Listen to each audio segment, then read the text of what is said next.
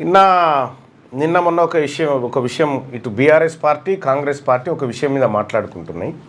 ఆ విషయంలో వాస్తవాలు ఏందో ప్రజలకు చెప్పాలి, తెలుసుకోవాల్సినటువంటి అవసరం కూడా ప్రజలకు ఉంది.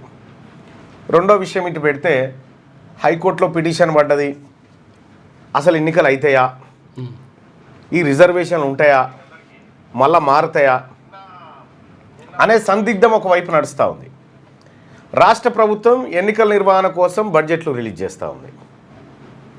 రాష్ట్ర ప్రభుత్వానికి ఎక్కడో కాన్ఫిడెంట్ వచ్చి ఉంటుంది, ఎక్కడి నుంచో ఒక హామీ దొరికి ఉంటుంది. ఓకే, సో అట్లా రాష్ట్ర ప్రభుత్వం సరే అది అనైతికమైన జీవో అని తెలుసు, ఆ జీవో వల్ల ఏమీ రాదని తెలుసు, మరి ఏం చేయబోతా ఉన్నారు ఇప్పుడు దాని ద్వారా అనేటువంటిది చర్చ జరుగుతూ ఉంది. గ్రామీణ ప్రాంతాలలో అప్పుడే ఈ రిజర్వేషన్లు ఖరారైనటువంటి సందర్భంలో అప్పటికే ఊరేగింపులు, ఆ తర్వాత దావతులు, తర్వాత మీట్లు ఇవన్నీ జరుగుతూ ఉన్నాయి.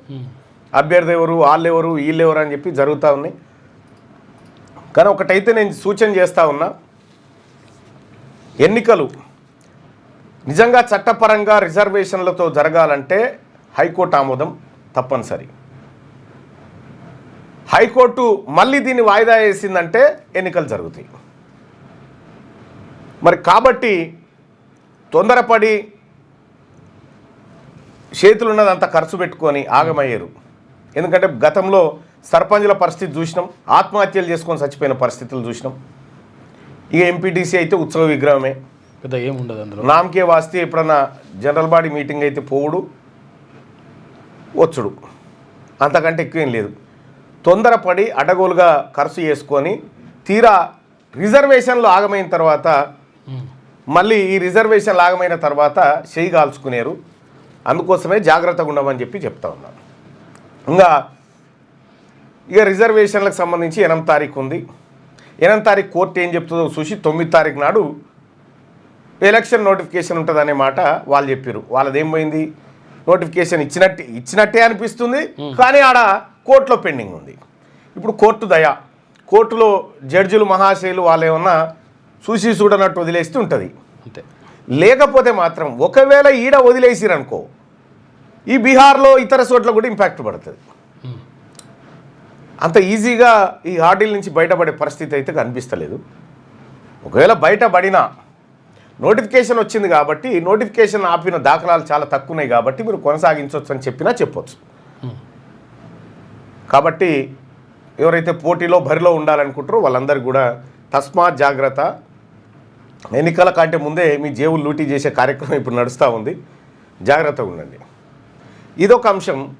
ఇక రెండోది, బీఆర్ఎస్ పార్టీ బాకీ కార్డులను తీసుకొచ్చింది. కాంగ్రెస్ పార్టీ ప్రజలకు ఇచ్చిన హామీలు నెరవేర్చడంలో విఫలమైంది. ఇక ఒక్కొక్కరికి ఈ బాకీ ఉన్నదని చెప్పి ఓ బాకీ కార్డును తీసుకొని ప్రజల్లోకి పోతూ ఉంది.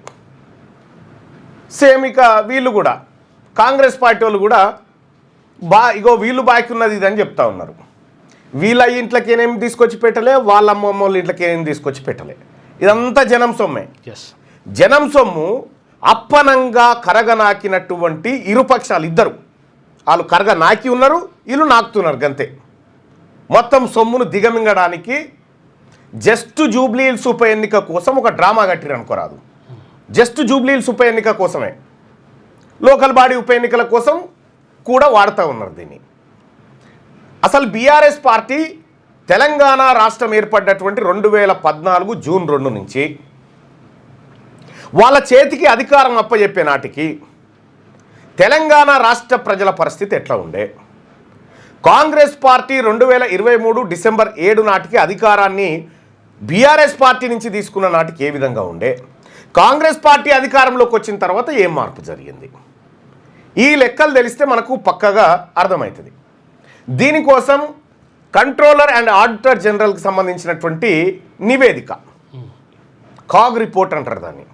ఆ కాగ్ రిపోర్ట్లో ఉన్నటువంటి అన్ని అంశాలను పరిశీలించిన తర్వాత వీళ్ళిద్దరి పర్ఫార్మెన్సు, ఎందుకంటే వీటి గురించి మాట్లాడరు వీళ్ళు, కాగ్ రిపోర్ట్ల గురించి కాగ్ ఏం చెప్పింది చెప్పరు, అట్లా ఇవి చెప్పరు. ఇదంతా పాపం కల్వకుంట్ల చంద్రశేఖరరావు గారు ఫామ్ హౌస్లో వ్యవసాయం చేసి పంటలు పండించి ఆ పైసలన్నీ తీసుకొచ్చి పేదోళ్లకు బీసీలకు పంచినట్టుగా ఇప్పుడు రేవంత్ రెడ్డి గారు కూడా పొద్దంతా పరిపాలన వ్యవహారాలు చూసి రాత్రి ఉపాధి హామీ కూలి పనికి పోయి వచ్చి ఆయన సంపాదించుకొచ్చి ఆయన మనం చాపుతున్నట్టుగా. ఈయనది ఏ కానలేదు, ఈయనది ఏ కానలేదు, నిండా ముంచిరు ఇద్దరు కలిసి. ఏం చేసిరు అనేది ఒక లెక్క చూసుకుందాం. తెలంగాణ రాష్ట్రం ఏర్పడాలని ఎందుకు అనుకున్నాం మనము? తెలంగాణ రాష్ట్రం ఏర్పడితే మన బతుకులు మారుతాయి అనుకున్నాం. మన బతుకులు మారుతాయి అనుకున్నాం. మన పిల్లలకు ఉద్యోగాలు వస్తాయి అనుకున్నాం. మన చేనులకు నీళ్ళు వస్తాయి అనుకున్నాం. మన ఖజానాలోకి అంటే మన ఖాతాలోకి పైసలు వస్తాయి అనుకున్నాం. ఇవి రాకపోగా ఏం జరిగింది ఉల్టా? తెలంగాణ రాష్ట్రం ఏర్పడితే కేసీఆర్ కుటుంబం బాగుపడుతుందని ఎవరన్నా అనుకున్నారా? తెలంగాణ రాష్ట్రంలో కాంగ్రెస్ పార్టీ అధికారంలోకి వస్తే రేవంత్ రెడ్డి కుటుంబం బాగుపడుతుంది అని ఎవరైనా ఊహించిర్రా? ఒకవేళ వీళ్ళే బాగుపడేది ఉంటే మన శ్రీకాంతాచారి, మన యాదన్న వీళ్ళందరి ఆత్మ బలిదానాలు దేనికోసం? మన పోలీస్ కిష్టన్న వీళ్ళందరి ఒకవేళ ఈ ముఠానే మళ్ళా దోపిడీ చేస్తుంది అనేటువంటి ఆలోచన వాళ్ళకు ముందే తెలిసింటే వాళ్ళు జావకపోతుండే, ఆత్మ బలిదానం చేయకపోతుండే. ఇక్కడ ఒక నివేదికను చూసుకుందాం మనం. ఇగో ఇది వీళ్ళిద్దరి పర్ఫార్మెన్స్ ఇక ఎన్నడే ఉందిగా. ఇటు కాంగ్రెస్ పార్టీ పర్ఫార్మెన్సు, అటు బీఆర్ఎస్ పార్టీ పర్ఫార్మెన్స్. ఈ రెండింటి పర్ఫార్మెన్స్ మనకి ఇక్కడ క్లియర్గా కనిపిస్తుంది. తెలంగాణ రాష్ట్రం ఏర్పడ్డ నాటికి, తెలంగాణ రాష్ట్రం మనము ఏపీ నుంచి విడిపోయినప్పుడు 42% అప్పులు తెలంగాణ ప్రాంతానికి పంచిరు. 42% అప్పులు పంచితే తెలంగాణ మీద పెట్టినటువంటి అప్పు ఎంత? తెలంగాణ రాష్ట్రం ఏర్పడ్డ నాడు తెలంగాణ మీద ఉన్నటువంటి అప్పు 72,658 కోట్లు. 72,658 కోట్ల అప్పు ఉండే మనకు. అంటే అప్పుడు ఒక తలకు మనకు ఎంత ఉందంటే తెలంగాణలో ఉన్న ప్రతి తలకు 20,254 రూపాయలు అప్పు ఉండే. తెలంగాణ రాష్ట్రం ఏర్పడ్డప్పుడు 20,254 రూపాయల అప్పు ఉండే తలా ఒకరికి. ఇప్పుడు లైవ్ చూస్తున్నారు కదా మీరు, ఒక్కొక్క తలకు 20,254 రూపాయల అప్పు ఉండే. అప్పుడు 20,000 అప్పు ఉంటే అప్పుడు 20,000 అప్పు ఉండే అప్పుడు ఒక్కొక్కరికి. ఇక తెలంగాణ రాష్ట్రం ఏర్పడ్డ తర్వాత మనం ఏమనుకుంటాం? మనం తెలంగాణ రాష్ట్రం వస్తే మన బతుకులు మారుతాయి అనుకున్నాం కదా. ఈ బతుకులు మారకపోగా తెలంగాణ రాష్ట్రం వస్తే ఈ అప్పులు మాఫీ అయ్యి మనమంతా సుఖ సంతోషాలతో ఉంటామేమో అని అనుకున్నాం. చంద్రశేఖరరావు గారికి 2014లో ఇది అప్పచెప్పినప్పుడు మన తలకు ఆంధ్ర పాలకులు మనకు గట్టిపోయినప్పు, మన నెత్తిన పెట్టిపోయినప్పు 20,254 రూపాయలు, అంటే అప్రాక్సిమేట్గా 20,000 అప్పు ఉండే ఒక్కొక్కరి మీద. ఇక చంద్రశేఖరరావు ఏలుబడి జరుగుతూ ఉంటే, చంద్రశేఖరరావు గారు కేసీఆర్ ముఖ్యమంత్రిగా ఏలుబడి జరుగుతూ ఉంటే 2015 కల్లా అప్పు తక్కువ కాకపోగా 2015 కల్లా 25,000 అప్పు అయింది ఒక్కొక్కరి నెత్తి మీద. 6 నెలల్లో 25,000 అప్పు అయింది. ఇక 2016కు వచ్చే నాటికి అప్పు ఎంత అయిందంటే ఒక్కొక్క తల మీదకి 32,900, అప్రాక్స్గా 33,000 అప్పు అయింది. 33,000 ఒక్కొక్కరు అప్పు. ఇక ఆ తర్వాత 2017కు వచ్చేసరికి అప్పు 41,972 రూపాయలు అయింది ఒక్కొక్క తల మీద అప్పు. ఇంకా 2018కి వచ్చేసరికి ఒక్కొక్క తల మీద అప్పు ఎంత అయిందంటే 53,512 రూపాయలు అప్పు అయింది మన మీద, ఒక్కొక్కరి మీద. ఇప్పుడు ఈయన మీద, నా మీద, నీ మీద, అందరి మీద. 2019కి వచ్చే నాటికి 59,573 రూపాయలు అప్పు అయింది. ఇంకా కార్పొరేషన్ లోన్లు అవి కాక చెప్తా ఉన్నా. వేరే కార్పొరేషన్ల పేరు మీద కార్పొరేషన్ల పేరు మీద తెచ్చినా 10 లక్షల కోట్ల అప్పు, అది కలిపి ఆర్ట్ ఫీల్ అవుతుంది. అది వేరు. 2019 నాటికి అప్పు వచ్చేసి 60,000 రూపాయలు అయింది. అంటే తెలంగాణ రాష్ట్రం ఏర్పడ్డటువంటి 5 ఏళ్లకే తెలంగాణ ప్రజల మీద 40,000 రూపాయలు అప్పు అయింది. మూడింతలు అయింది. 1956 నుంచి 2014 వరకు మన మీద ఉన్న అప్పు 20,000 అప్పు అయితే 5 ఏళ్లల్లో అప్పును 3 ఇంతలు చేసిండు కేసీఆర్. 60,000 అయింది పేద ప్రజల మీద. ఇది కేసీఆర్ కట్టే అప్పులు కాదు, లేకపోతే రేవంత్ రెడ్డి కట్టేటి కాదు, మనమే కట్టాలి. ఎట్లా కడతామో చెప్తా. 2020 నాటికి మన నెత్తి మీద అప్పు ఎంత అయింది? 66,320 రూపాయలు అప్పు అయింది. 2021 నాటికి ఏమైంది? తక్కువ లేదుగా, పెరుగుడే. 2021 నాటికి 73,000 రూపాయల అప్పు అయింది. 2022 నాటికి ఎంత అయింది అప్పు? 82,000. 82,194 రూపాయలు అప్పు అయింది. 2023 నాటికి ఎంత అయింది? 91,504 రూపాయలు అప్పు అయింది మన నెత్తి మీద, ఒక్కొక్కరి నెత్తి మీద. 2024కి వచ్చేసరికి 1,1868 రూపాయలు అయింది ఒక్కొక్కరి నెత్తి మీద. 2024 అంటే 2000 ఇక్కడ నుంచి రేవంత్ రెడ్డి గారి 23 తర్వాత ఈ రేవంత్ రాజు గారి, కొడంగల్ రాజు గారి పరిపాలన ఇది. ఇక్కడ వరకేమో రేవంత్ రెడ్డి కేసీఆర్ది. ఈయన మొత్తం అప్పులు చేసిండు, ప్రజలను నిండా మూస్తుండు, కాబట్టి నాకు అధికారం ఈరి నేను తక్కువ చేస్తా అని ఈయన తీసుకున్నాడు. ఈయన తీసుకున్నాక తక్కువగా ఉన్న అప్పు తక్కువ లేదు. 2024లో ఈయన 2023లో ఈయన కప్ప చెప్తే 24 కల్లా 1,1868 రూపాయలు చేసిండు అప్పు. మళ్ళీ 2025 నాటికి వచ్చేసరికి ఈ ఏడాది ఎంత అయింది మన అప్పు అంటే 1,12,908 రూపాయలు. ఈ అప్పు మన మీద పెట్టినటువంటి పప్పు. ఇప్పుడు ఎవడు కట్టాలి? ఇది సొమ్ము ఎవడు కడతాడు? రేవంత్ రెడ్డి గారు కడతాడు అనుకుంటున్నావా? కట్టడు. కేసీఆర్ కడతాడా? కట్టడు. వీళ్ళు ప్రాజెక్టుల పేరు మీద అప్పులు చేసి కమిషన్లు కొట్టి ఆ అప్పును వాళ్ళ దగ్గర ఏమని చెప్పారు? ఇగో మా తెలంగాణ రాష్ట్రంలో 4,21,00,000 మంది ప్రజలు ఉన్నారు, ఇలా జుట్లు తాకట్టు పెడతా ఉన్నాం మేము, మీరు అప్పులు ఇరని అప్పు తెచ్చిరు.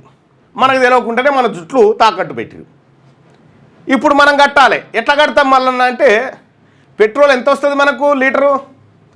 వాస్తవానికి పెట్రోల్ 50 రూపాయలకు లీటర్ రావాలి మనకు, కానీ దాన్ని 100 రూపాయలు 110 రూపాయలకు అమ్ముతారు కదా. లీటర్ మీద 60 రూపాయలు వసూలు చేస్తారు అన్నట్టు మన దగ్గర. అదే పన్ను అవి తెచ్చి ఇవి కడతారన్నట్టు. ఉప్పు, మిరపకాయ, పప్పు ఏది కొన్నా కూడా పన్నులు పడతా ఉన్నాయి కదా. ఆ పన్నులతోటే ఈ అప్పులు కడతారు.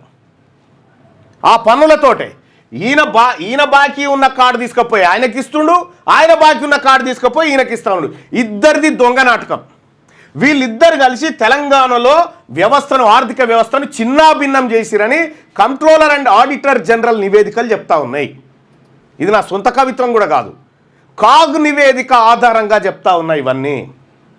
తెలంగాణ రాష్ట్ర ప్రజలారా, మీ పాలకులు మీకు ఏదో మంచి చేస్తున్నట్టు అనిపిస్తుంది, కానీ కిందంతా డొల్లనే ఉంది. ఇగో డొల్ల లెక్కలు ఇవ్వని చెప్పి తీసుకొచ్చి పెట్టింది కాగు.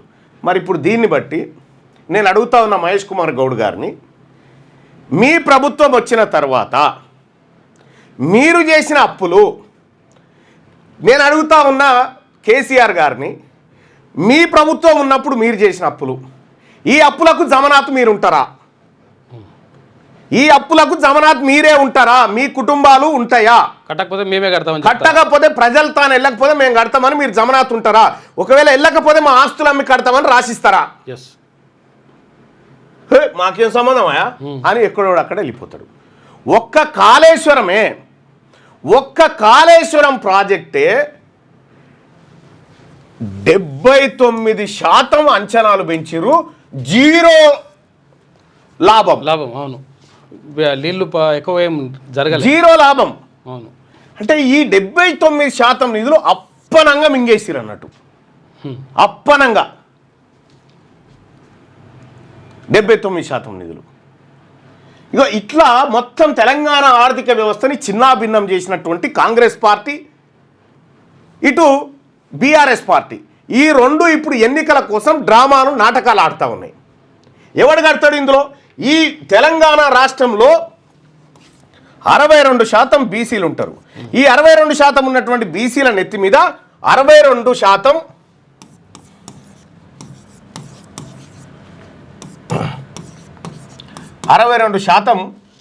మంది, అంటే దాదాపు 3.5, వీళ్ళు చెప్పిన లెక్కనే చూద్దాం.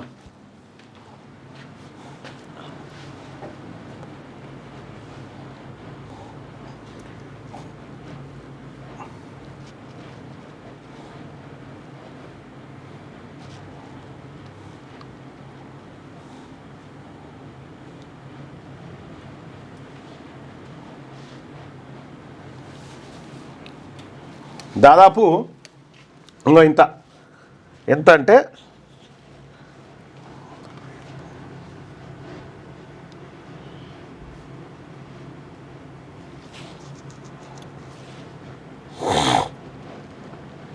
ఇందులో మొత్తం చేసినటువంటి అప్పులలో, అంటే ఇవి నివేదికల అప్పులే, ఇగో ఈ లెక్కలే చూసుకోండి. ఇప్పుడు కార్పొరేషన్లు కాకుండా చేసినటువంటి గీ అప్పులలోనే దాదాపు 22,581 కోటి ఓన్లీ బీసీలే కట్టాలి. ఓన్లీ బీసీ 2,25,000 కోట్లు ఒక్క బీసీలు బీసీల నెత్తి మీద తయారు చేసిన అప్పే 2,25,000 కోట్ల రూపాయలు వీళ్ళ బీసీల నెత్తి మీద పెట్టిరు వీళ్ళిద్దరు కలిసి. ఈ అప్పులో మరి ఓసీలు ఎంత కట్టాలి అంటే 7% కడితే సరిపోతుంది. కట్టాల్సిందేమో బీసీలు, దొప్పుక తిన్నదేమో వీళ్ళు. వీళ్ళ ఆస్తులు అమ్మాల్సినటువంటి అవసరం ఉందా లేదా? వీళ్ళ ఆస్తులన్నీ ప్రభుత్వం గుంజుకోవాల్సినటువంటి అవసరం ఉందా లేదా? వీళ్ళ ఆస్తులు అమ్మాలి, వీళ్ళు సంపాదించినటువంటిది అంత గుంజి ఈ అప్పులు కట్టాలి. మనకు తెలంగాణ రాష్ట్రం వస్తే మనకు నీళ్ళు వస్తాయని చెప్పిర్రు. అటు రేవంత్ రెడ్డి గారు కేసీఆర్ ఇద్దరు కలిసి రాయలసీమ రతనాలసీమ ప్రాజెక్టు బనకచెర్లకు దృష్టి పెట్టిరు. పైగా నీళ్లు రాకపోగా నిర్వాసితులు తెలంగాణ రాష్ట్రంలో కాళేశ్వరం పేరు మీద లేకపోతే ఇతర ప్రాజెక్టుల మీద కేసీఆర్ ప్రభుత్వం బీసీల దగ్గర గుంజుకున్న భూములే 1,32,000 ఎకరాల భూములు గుంజుకున్నాడు వాళ్ళ దగ్గర నుంచి. వాళ్ళకు నీళ్లు రాకపోగా ఉన్న భూములు బీకినాయి. అప్పులు ఇవి. ఇక ఉద్యోగాలు ఈడబ్ల్యూఎస్ రిజర్వేషన్ తెచ్చి ఉద్యోగాలు అప్పనంగా పట్టుకొని వెళ్ళిపోయినరు. తెలంగాణ రాష్ట్రం వస్తే ఎవరికి వచ్చింది లాభము? ఎవరికి వచ్చింది ప్రజల కామెంట్ రూపంలో తెలియజేయండి. తెలంగాణ రాష్ట్రం వస్తే ఎవరి బతుకు మారింది అన్నట్టు?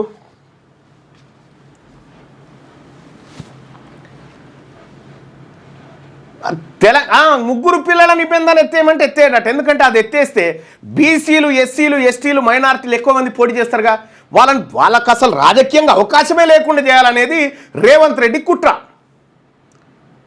బీఆర్ఎస్ పార్టీ ఎందుకు అడుగుతలేదు ఇద్దరు పిల్లల నిబంధన ఎత్తేయాలని?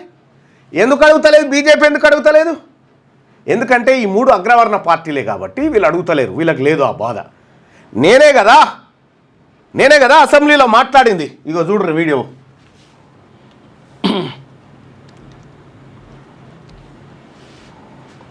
ఆ రోజు నేను మాట్లాడితే ముర్రో మొత్తుకున్నా. సభ ఆఖరి రోజు అన్నా సహకరించండి అని చెప్పిన. బీఆర్ఎస్ వాళ్ళని బతిలాడినా, కాంగ్రెస్ వాళ్ళని బతిలాడినా. సభలో అందరితో మాట్లాడి ఇద్దరు పిల్లల నిబంధన ఎత్తేయండి అన్నా, మీకు దండం పెడతా ఉందా, మీకు దండం పెడతా అని చెప్పి నేను ఎంత మొత్తుకున్నా వీళ్ళు సహకరించలే. సీఎం కూడా మాట్లాడండి మళ్ళీ దాని మీద. మల్లన్న ఇది పెట్టిండు, ఈ ప్రతిపాదన పెట్టిండు అని కూడా మాట్లాడండి.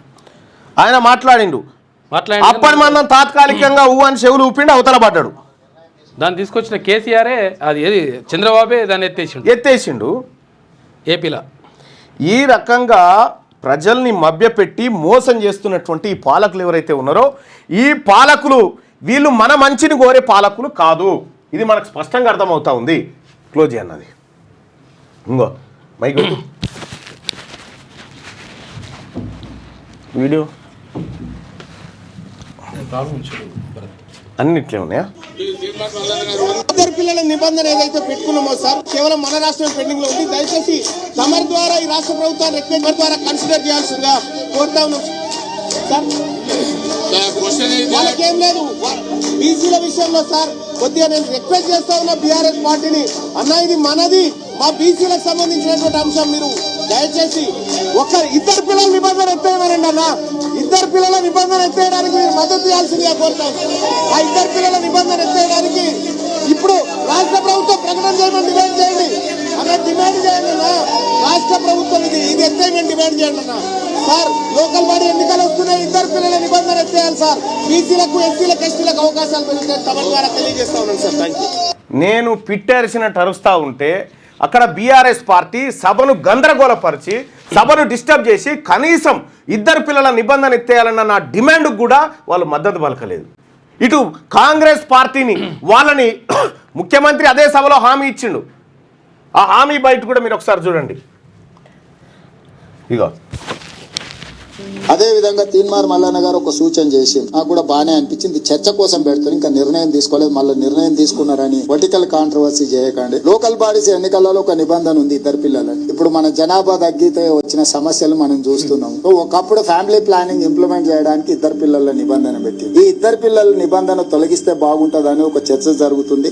సరే, రాజకీయ పార్టీల సూచనల మేరకు దాన్ని ఏం చేయాలనేది చూద్దాం. అయితే ఇంకొక నిబంధన పెడితే బాగుంటుందని ఇక్కడ అదే అన్నా సూచన చేసి, లోకల్ బాడీస్ లో పోటీ చేయాలనుకుంటే వాళ్ళ పిల్లలు ప్రభుత్వ పాఠశాలలో చదువుకోవాలనే కండిషన్ పెడితే, ఆ లోకల్ రిప్రజెంటేటివ్స్ వాళ్ళ పిల్లలు ఎప్పుడైతే ప్రభుత్వ పాఠశాలలో చదువుకుంటారో అప్పుడు ఆటోమేటిక్ గా ఆ స్కూల్ బాగుండాలనే ప్రయత్నం చేస్తారు. వార్డు మెంబర్ అయినా, సర్పంచ్ అయినా, ఎంపీటీస్ అయినా, ఎంపీపీ అయినా, జడ్పీటీస్ అయినా. స్థానిక సంస్థలలో ఎన్నికల్లో పోటీ చెయ్యాలి అంటే వాళ్ళ పిల్లలు ప్రభుత్వ పాఠశాలల్లో చదువుకొని ఉండాలి అని నిబంధన పెడితే బాగుంటుందని మిత్రుడు తీన్మార్ మల్లన్న సూచన చేసిండు. ఇది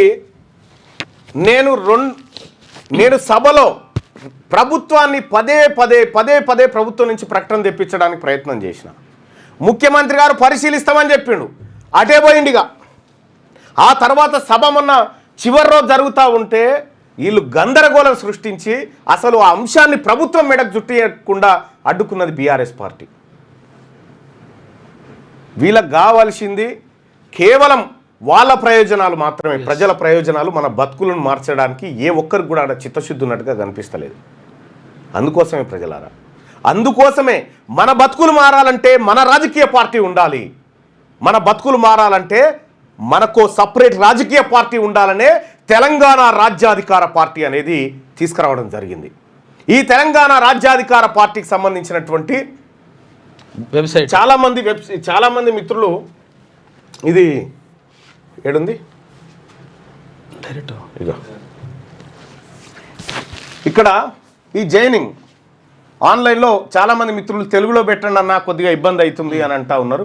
సో అది తప్పకుండా నడుస్తుంది, దాని మీద కూడా ఆ వర్క్ నడుస్తూ ఉంది.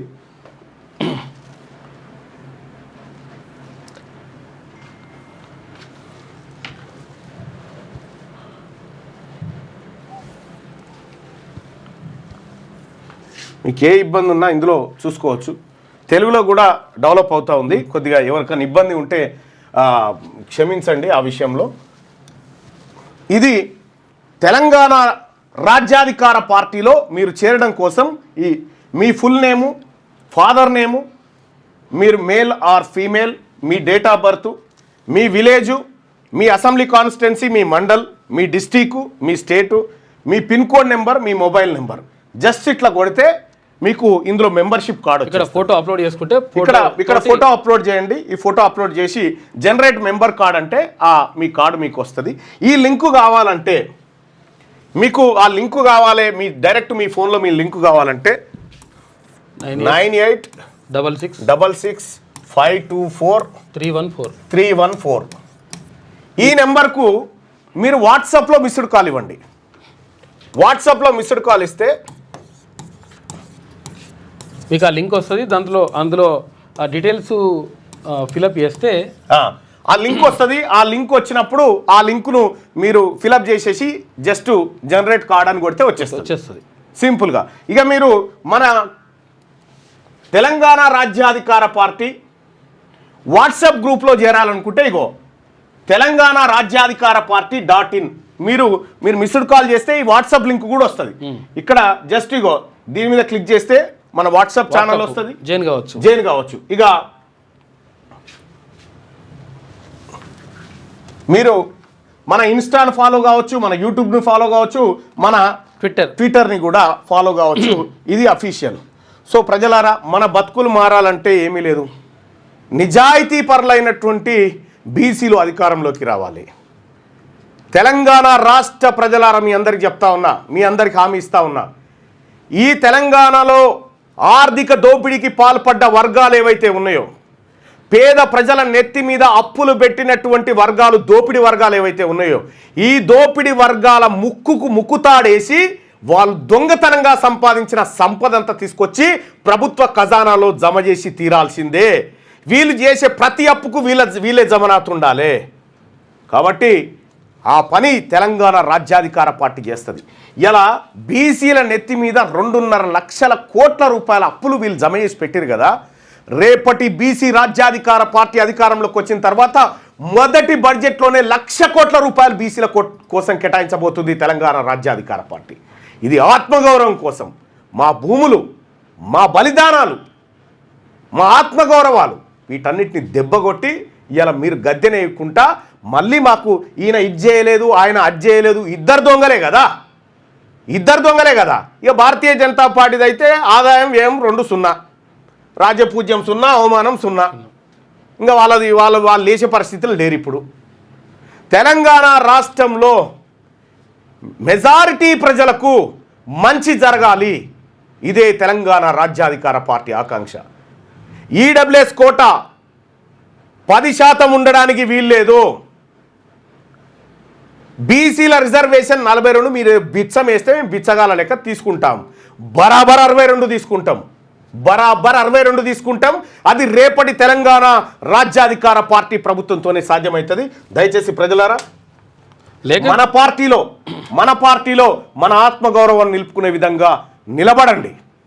ఇలా లోకల్ బాడీ ఎన్నికల్లో మన కొంపలార్చడానికి తిరుగుతూ ఉంటారు. ఎట్టి పరిస్థితిలో బీసీ, ఎస్సీ, ఎస్టీ, మైనారిటీ బిడ్డలారా, మన అమ్మ పాలు దాగినటువంటి బిడ్డలుగా మనమందరం ఎట్టి పరిస్థితిలో మన ఓట్లు మనకే పడాలి. ఊర్ల పండి చెప్తలేరు, ఊర్ల పండి ఇప్పుడు వాళ్ళంతా రెడ్లు ఆడ ఈడ అంతా జమ అయిపోయి మళ్ళీ అది అంటలేరు. వాళ్ళు ఎంత అంటుంటే మన వర్క్ అంత అవుతుంది అన్నట్టు లెక్క. ఇక గుర్తుపెట్టుకోరు. వాళ్ళ కడుపు మంట, వాళ్ళ అజీర్తి, వాళ్ళ గోస, వాళ్ళ ఇన్ని రోజులు ఏదో సంఘం పెట్టుకొని పోక ఏకంగా పార్టీ పెట్టి మా కూసాలని కదిలిస్తూ ఉన్నారా అనేటువంటి బాధ ఉంటుంది వాళ్ళకు. మేము కాదంటలేము, ఆ బాధ సహజం. కానీ 78 సంవత్సరాలు నా ప్రజలు పడ్డ బాధ అది. 78 సంవత్సరాల పాటు తెలంగాణ ప్రాంతంలో నా బీసీలు, నా ఎస్సీ, ఎస్టీ, మైనారిటీలు పడ్డటువంటి బాధ అది. ఇవాళ ఆ బాధ నీ దగ్గరికి వచ్చేసరికి నీ కడుపు నొప్పి, అజీర్తి అవుతా ఉంది కదా. కానీ ఈ రాష్ట్రం మాది, ఈ సంపద మాది, ఈ భూములు మాది. తెలంగాణ రాజ్యాధికార పార్టీ అధికారంలోకి వచ్చిన తర్వాత ప్రతి బీసీ కుటుంబానికి 2 ఎకరాల భూమికి తక్కువ కాకుండా ప్రతి కుటుంబానికి ఉండేలా చూసేదే మా పార్టీ. తెలంగాణలో ఉద్యోగాల సంగతి తేలుస్తాం, తెలంగాణలో మీరు చేసిన అప్పుల సంగతి తేలుస్తాం, తెలంగాణలో మీరు కట్టిన పార్టీల ప్రాజెక్టుల సంగతి తేలుస్తాం, మీ పార్టీలకు మీ ఆస్తులు ఎట్లా పెరిగినాయి, మీ కథ ఏందో మొత్తం తేలుస్తాం రేపు పొద్దుగాల. దమ్ముంటే మహేష్ కుమార్ గౌడ్ గారు, అటు కేటీ రామారావు గారు, హరీష్ రావు గారు, నేను చెప్తా ఉన్నా, జూబ్లీ హిల్స్లో ఉన్నటువంటి 3,90,000 మంది ఓటర్లకు ఒక్కొక్కరి నెత్తి మీద మీరేం తప్పు చేసిరో చూపెట్టరు. వాళ్ళకు చూపెట్టరు ఎంతెంత తప్పు చేసిరో. సచార్ కమిటీ నివేదిక 2005లో మన్మోహన్ సింగ్ గారి ప్రభుత్వం సచార్ అనేటువంటి నాయకుని చేత ఆయనతోటి సచార్ కమిటీ వేసి దేశంలో ముస్లింల ఆర్థిక స్థితిగతుల మీద చర్చించమంటే ఆ నివేదిక ఇచ్చి చాలా రోజులైంది. అందులోని 1-2 అంశాలు తప్ప ఏం అమలు చేయలే. ఈ దేశంలో మైనారిటీలు దళితుల కంటే వెనకబడి ఉన్నారని చెప్పి సచార్ కమిటీ నివేదిక చెప్పింది. ఆ నివేదిక ఆధారంగా ఇప్పటి వరకు మీరు తీసుకున్న చర్యలేంది? ఏం చెప్పినావు? ముఖ్యమంత్రి గారు పనిచేసినటువంటి అప్పట్లో కేసీఆర్ గారు, షాద్ నగర్ మే मैं ऐलान करता हूं अगर टीआरएस पार्टी को जिताए तो 4 महीने की अंदर ही 12% रिजर्वेशन अमल करके बताऊंगा, ये केसीआर का वायदा है, मैं वायदा पे पक्का रहूंगा అని చెప్పినవా లేదా? ఏది? 4 महीने गुजर गया, 40 महीने गुजर गया, 14 साल हो रहे हैं, अभी तक इनका 12% रिजर्वेशन नहीं है। मेरे भाइयों बहनों, मुस्लिम भाइयों बहनों, मेरे माइनॉरिटी भाइयों बहनों, सोचो, ये दोनों हम हमारा मुस्लिम परिवार को, हमारा बीसी परिवार को, हमारा सब परिवार को लूट रहे।